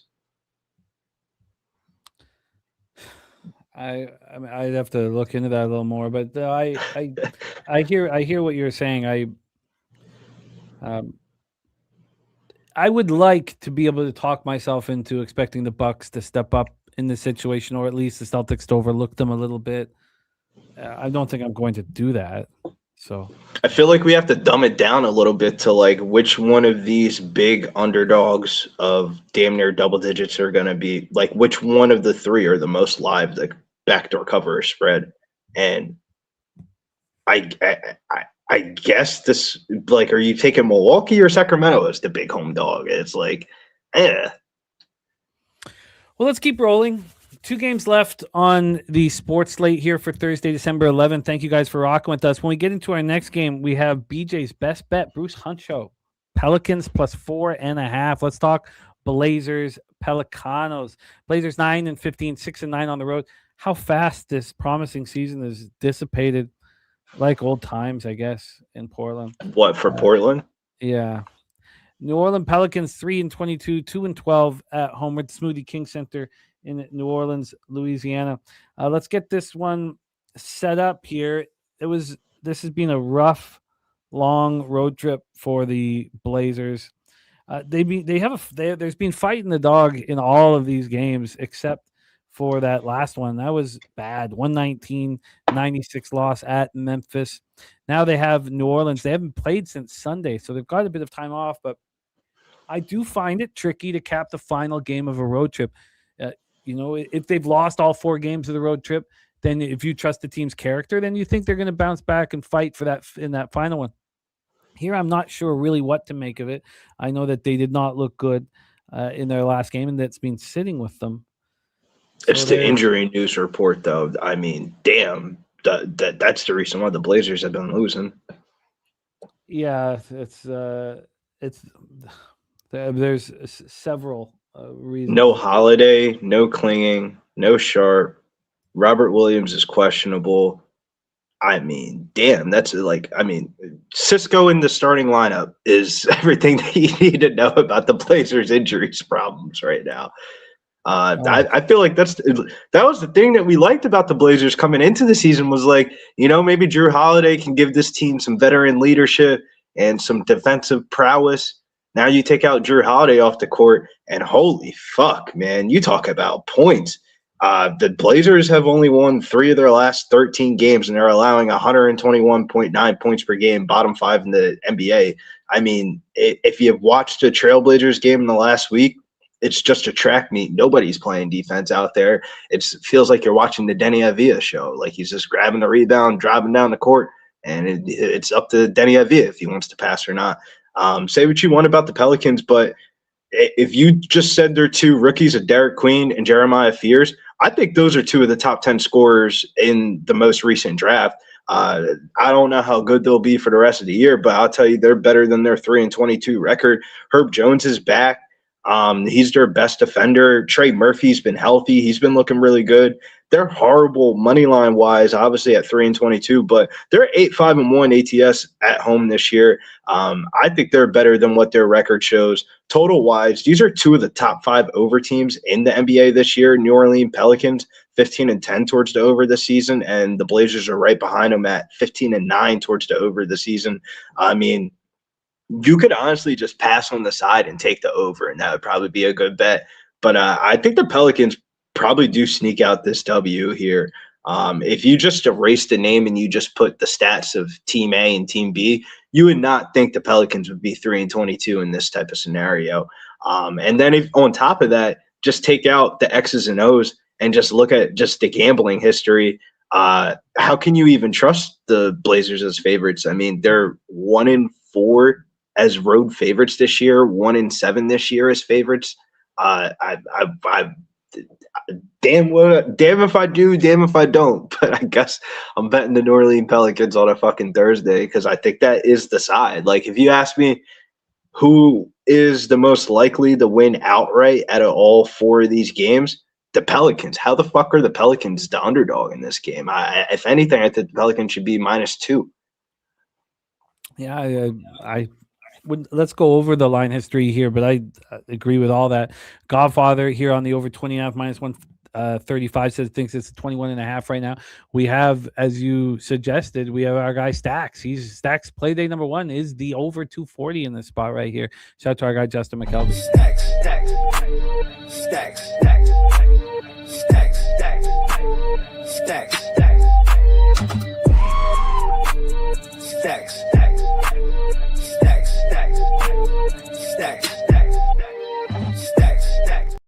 We have Robert Williams questionable. So Thibault, Drew, Scoop, Klingen all out. Robert Williams questionable. One mistake that I make in multiple sports is thinking that 1 game absence is enough for someone to come back from their illness when I don't know what illness we're talking about. In the NBA, I have no idea. I do not quantify it anymore. I saw Jalen Johnson be out with a calf injury, come back the next game and have a triple-double before halftime. I don't even want to cap injuries anymore. Are they even real?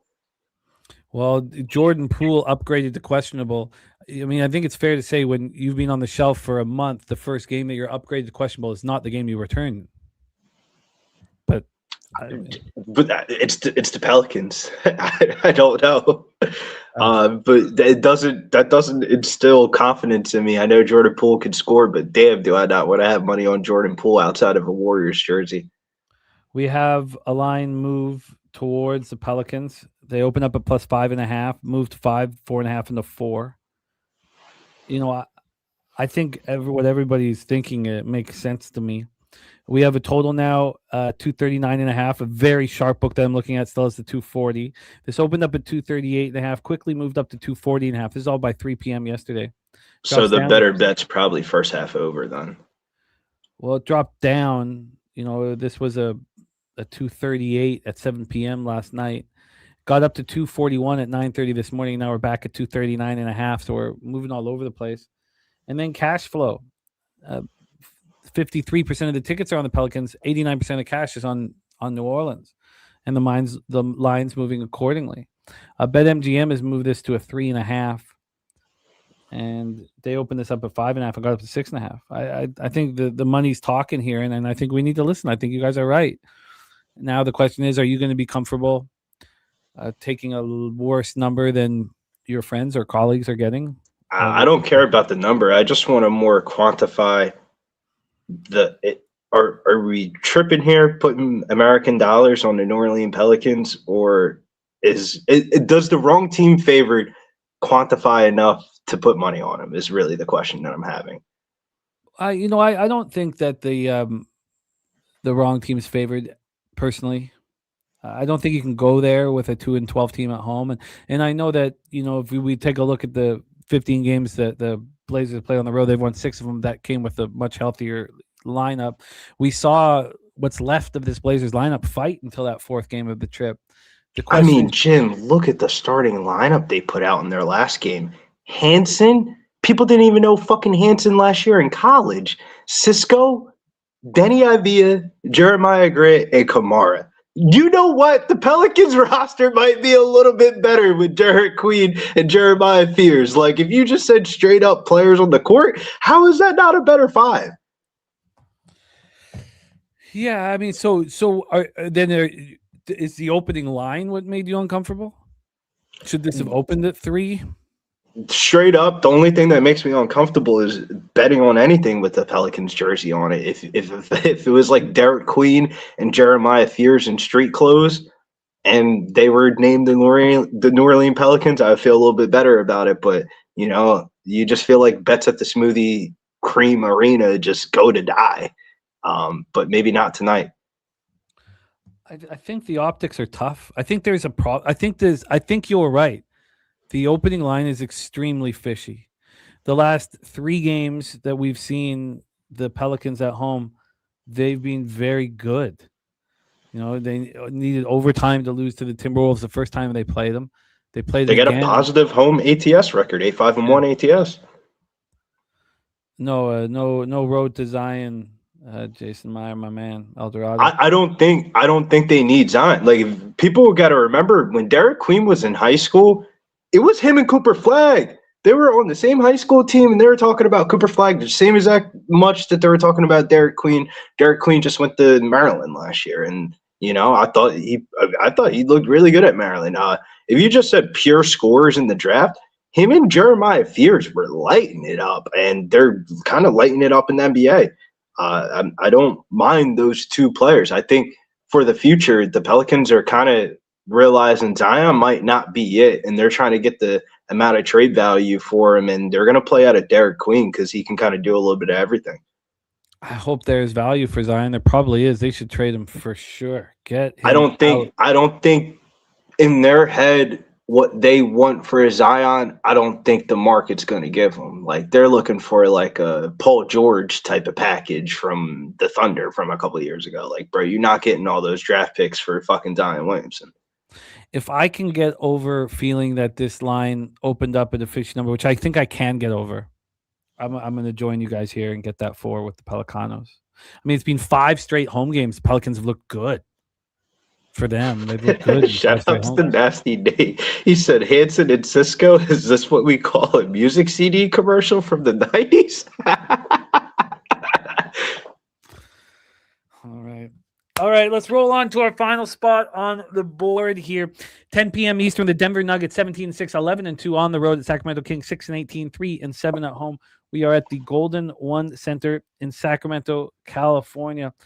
And man, I like seeing teams fall apart. I don't know why. It's not Why? I don't know why. Like The Kings used to be lit, man. I love the little smash the thing. I forget what it was called now, but the laser beams lights up in the stadium. The song starts playing. Yeah, the smaller market franchises I cheer for, but when teams, treat their roster like they're playing 2K, I want you to lose. Nah, facts. This does look like a 2K roster that was made during the Clippers season. Now, we have this Nuggets team that's, quality. They've swept this road trip so far, and only one game was close, the Hawks game. This isn't a fair example of the Flames last night, who had swept their 3-4. They were in a 4-game homestand. They swept the first 3, and then they get busted up immediately. And they're probably pretty excited to get this game over with. They don't play again until Monday. They have the weekend off. It's not like I don't know what they're going to do tonight, Sacramento, or anything like that. But Probably leave. Yeah. I wonder if this is not a great situation for the Nuggets, honestly. Yeah, but they did lose that last game against the Kings a couple weeks ago. It was on a random ass Saturday at the house, and they didn't just lose. They got beat the fuck up by the Kings, and Russell Westbrook was doing it all, man. He was doing the nuts on the thing and all that. I mean, Russell Westbrook looked amazing in that game. He had 21 points, 11 assists, and 6 rebounds, and the Kings beat the Nuggets on the home floor. Yeah, 128, 123. It's a very important point. Very important point. Jokic went for 44, and it wasn't enough. They probably have something for them. That's a very, very important point. That's a nice one. But yeah, so why would they overlook the Kings if the Kings just came into their barn and messed with them? No, that's a crucial point there, Brizzy, which changes the whole kind of look of the final game of the trip. The Kings came home after that 116-105 loss at Indiana on Monday. Shout out to Dutch Boy Fresh, give that on Medicaid Monday. And I was concerned for it. All the cash was on the Pacers at that point. And it did close at 3.5, which I thought was going to be a bad sign. And they comfortably won. It was a great call by Dutchy. And a lot of the cappers in the Medicaid Monday chat were rocking with it. So I'd love to see that cash. This Kings team's lost 5 of 6 games. That win against Miami, what do the Kings have to do to get a win? Levine's got to go for 42. God, what an ugly situation here. But that's the ass part about the Kings in this scenario. They have no bonus. They don't have Sabonis. And Levine was just starting to get hot. When they beat Miami the other night, Levine was hooping out there. And now they don't have him out there. No Schroeder. It's back to the Russell Westbrook show. And if it's back to the Russell Westbrook show, I'm fading the fuck out of that. No, I feel that. And shout out to my guy, Joseph Tucker in the house, man. OG in our community, man. Love seeing you back in business. You've been missed. Slim in the house. It's great to see you, man. Okay, so let's roll into our odds here for our final spot on the board. We have a total of 239.5. This opened up at 238.5, got up to 240.5, dropped back down to 239.5 to close. From a point spread scenario, we have Denver minus 10.5 at minus 110.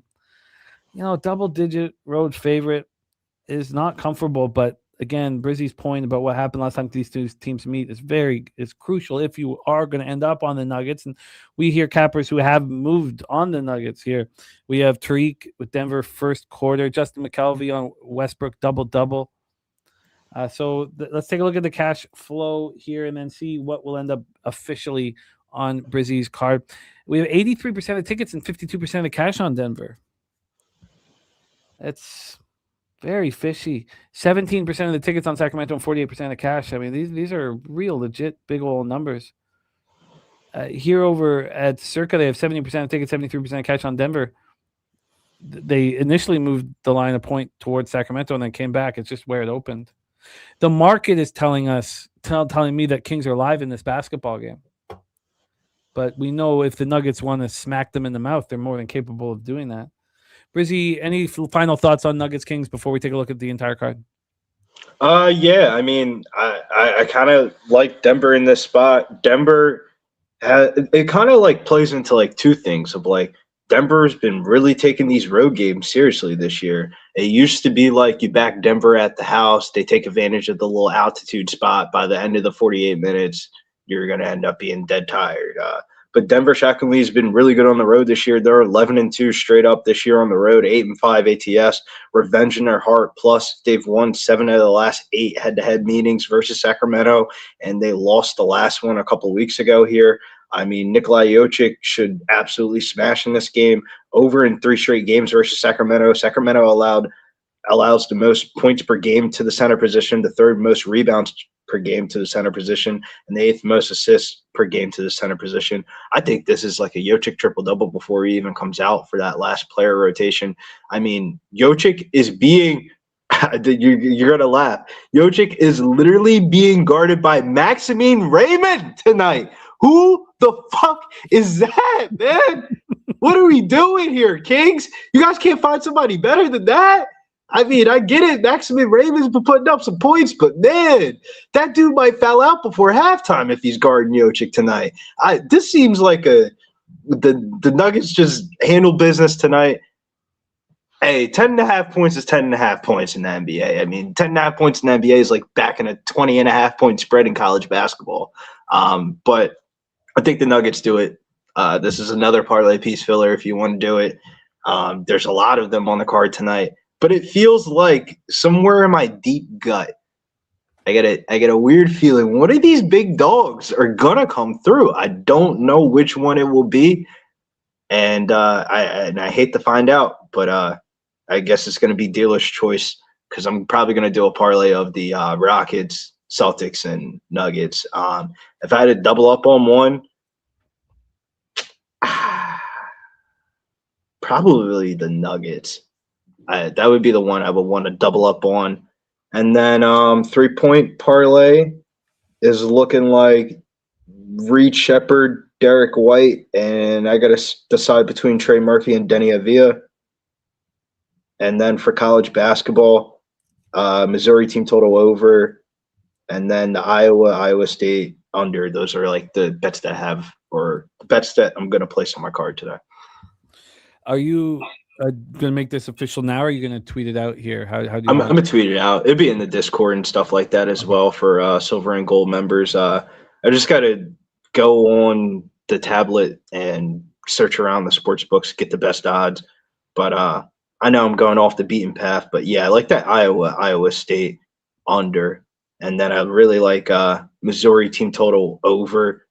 I don't want to pick on the HBCU teams, but I mean, that seems like a terrible spot for Alabama State. But Alabama State has a good enough offense to kind of push the total where, like, 27.5 points.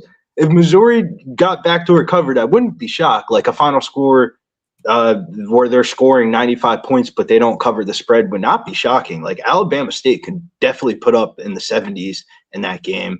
And you're talking about Missouri coming off of the Notre Dame loss, the Kansas loss. I mean, they're going to be fucking at it in this one. I feel like they're going to try to put up as many points as they possibly can.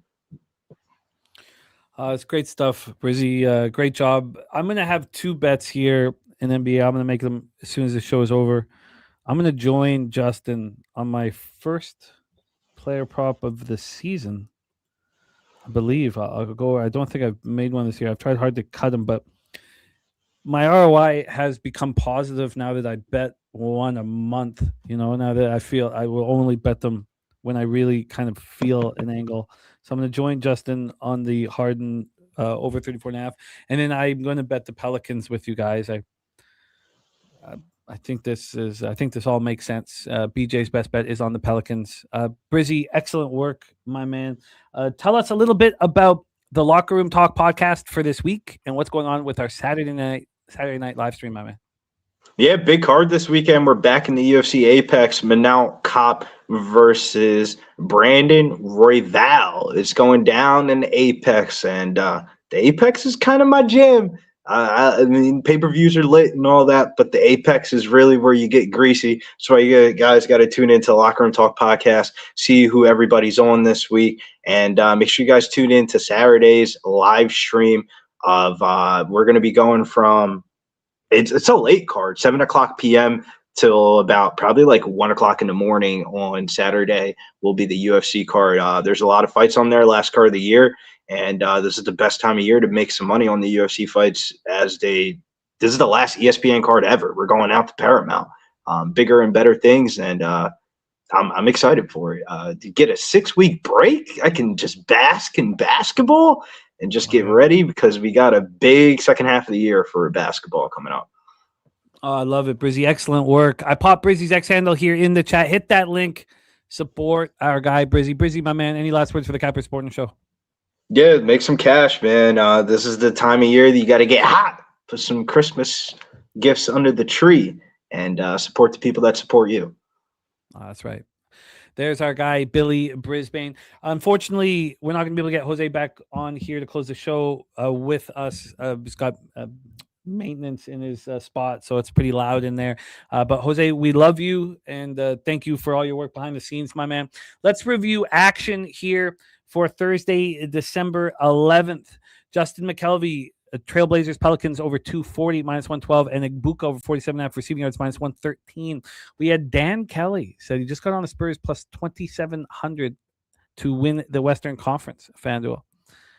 It's an exciting spot.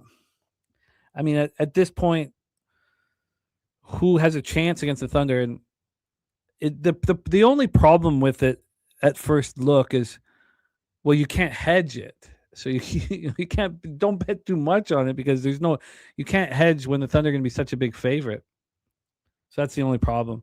Cappers contest is live. Shout out to our guy Swiggy in the house. So we have the Goracle. He moved on Panathinaikos in Valencia moneyline plus 104. We're coming off a 9-4 day, a very important 9-4 day, and I have absolutely hammered this National Hockey League card, and I've got a bunch more bets to make here. So let's review action here. So I'm going to do both Bobano and mine at the same time here. Kind of set this up a little differently. So let me just do this here. This is the NHL, and I'm starting to feel it a little tiny bit. It's obviously played a big role in my insomnia right now, and I got down 35 units in NHL, and it just it hurts my life on multiple levels when something like this happens, and it takes away all of the great stuff that's happened in NFL and NBA and college basketball. So it's been tricky. I've got 10 units back in the last week or so. So starting to get a little bit of confidence, and I'm attacking this card. So let's go over the action here from our guy Bobano and myself. We're both on the Sharks. He got plus 175. I got plus 172, and I've added the under 6.5 minus 117. In Tampa Bay, New Jersey, he's on the over 5.5 minus 128. I'm not involved in that spot. We're both on the Ducks. We both got plus 112 on the Anaheim Ducks. We're both on the Flyers. He got plus 130. I got plus 131. He is on the draw as well. We're both on the Habs and young Jacob Fowler's first start between the pipes. I got plus 107. He got plus 110. I'm going to double down on Fowler and double down on the Habs fight in front of him. And I'm going to look at the line here. But if I can get a nice price on the Pens team total under 3, I'm going to bet it. So that will be in addition to my card. Then we have the Carolina-Washington game. This was not on my radar. I'm going to attack it. I'm going to attack it. I'm going to be on the Caps. I'm going to be on the first period under 1.5 and the full game under 6. I'm going to attack this spot. Then we get to the next spot for Bobano, and I'm going to join him on 2 of these 3 bets that he's on. He's on the Sens. He's on Sens team total over 3 and the over 6. So I'm going to join him on the Sens and the overs. I feel like every time I'm watching both Ottawa and Columbus play, the games are soaring over, and I'm watching everybody else eat that money, get that cake. Eat that money is not what I meant to say. Again, the lack of sleep playing a role in my vocabulary choices. But I am, and if it doesn't come through, I'm not going to be angry. And yes, you can be late to the party and early to the funeral. It's just part of dealing with these angles, and I'm tired of sitting on the fence and watching others cash. Bobano on the over 5.5 in Blues Nashville Predators. This is another edition. I'm back in the Predators. You know what? I think the Blues are trash. And if the Predators are going to start feeling good about themselves, look, I don't want to back them after beating the Avalanche. It's not something I want to do, but if they're going to start feeling better about themselves, I want any possible reason to fade the Blues. But I should say the fading the Blues has given me a negative ROI over the last 2 weeks or so. I've just picked the wrong times to do it. We have Bobano on Stars, first period, first goal, plus 115. That Stars wild to take. I can't do anything with that. This line's moved just too heavy towards the Stars. I'm not. The Wild have had that extra day off. Honestly, I know the Stars are 11-1-4 at home. I mean, dude, I'm just not at the point in my season where I could say, look, that market move is wrong. But I do want the Wild here because they had the extra day off coming home. But I don't know if I can get in the way of that move. I did get in the way of the Jets move. It was moving towards the Bruins, and I was like, man, I'm going to get in the way of it. Got the Jets -1. It's come back in my favor, but only because Swayman's not starting and it's Korpisalo. It's not really because Sharp. Well, who knows what actions come in, but it's not. It was just because I was fortunate in my timing before the announcement of the goaltending. Bobano on the over 5.5 -135. Then Bobano and I are both on the over 6.5 in Detroit Edmonton. Again, these are rare overs for me. I'm also on the Edmonton Oilers on the -1 line.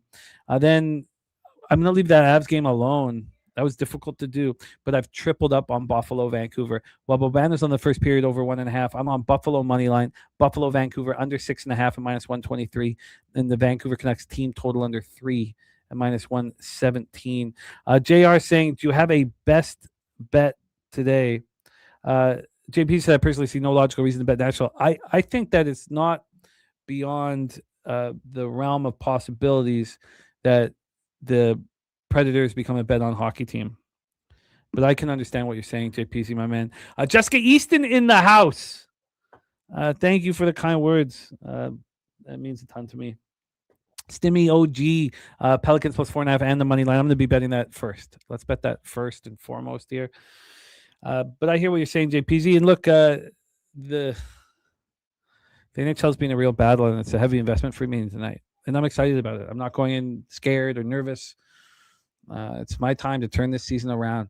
It's my time tonight, and I'm going to do it. And it's just day by day, just one winning day. I'm not looking to sweep the board. Give me a winning day after a winning day. Lucky Lefty in the house. Love to you and the fam. Tata and the sweet kids that you guys have. Much love to you, Lucky Lefty, my man. There we go. JR saying, do you have a best bet on the board tonight? A best bet on the board tonight. I like that under 44.5 a lot in the football game tonight. It's just going to be a real battle between two teams that really don't like each other. Divisional battle. I really like the under. I've doubled down on it first half and full game, but it would probably come in the National Hockey League. So as I go over all of this, I think I do. Now this line's not going in my favor. Look, even that's probably not. I guess because I had to pay for that under 6.5 at -123 in Buffalo, Vancouver. I do. I have a bet here, and if you were to, you always want to look what how could this bet go wrong? What would make this not work, right? And the best sport for that is NFL. And you write down how would you lose this bet, or why would you lose this bet here? I think that it's fair if somebody was to say that I am romanticizing a situation with Jacob Fowler in that. But I think that the players are going to step up in front of young Jacob Fowler tonight. And in his very first game of his National Hockey League career, he's going to win, and the Montreal Canadiens are going to win. So the Montreal Canadiens in Pittsburgh on the money line is what I would say is the best bet on the card tonight. And again, I could be, thinking a little too much about Ken Dryden and Patrick Waugh. So I also don't feel like there's all this pressure on Fowler. The other goalies have been terrible.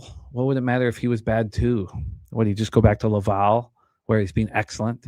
He's a very consistent, thoughtful young man. I think he takes care of business here. The Godfather. What a beautiful way to close out the show. Let's quote The Godfather. But first, thank you guys. Jason Meyer, the Eldorado custodian, wager detective. I'm going to join you on the Caps. I'm bet that right after the show. Jay Peasy parlayed the under 45.5 and the Bucks money line. Tampa Bay Bucks money line. Lucky Lefty, my man JR, Steve G, and of course Jay Peasy. The sounds you hear before all of our shows. He's Jay Peasy, the one getting us started. Stimmy. Thank you, Old E, Swiggy, Tariq, Big Zo, DC Capper, Mel, Dizzy. Great to have Joseph Tucker back in business with us. Thank you guys so much. Truly, truly, thank you guys for your support. Yankee JJ, Nasty Nate, all of you guys, thank you so much, man. Let's go. Let's succeed. We did it yesterday. The only fucking egregious mistake I made was bringing Justin down with me on that fucking total that moved 8.5 points. Other than that, it was a strong performance, and there are times where we stack them together, and there's no better time than right now. Right now. Thank you to Jose Bouquet. Let's let the Godfather quote take us home here. He's in our chat. We're lucky to rock with him. Thank you, AJ, my man. Says sports betting is not a sprint, but a marathon. Long-term discipline, data-driven decisions, and consistent bankroll management creates a stability and sustainable outcomes. Respect, my man, the Godfather. Let's go get this money, man. Let's go get this money, man. Leche. Hey, those bookmakers. Look at that shit.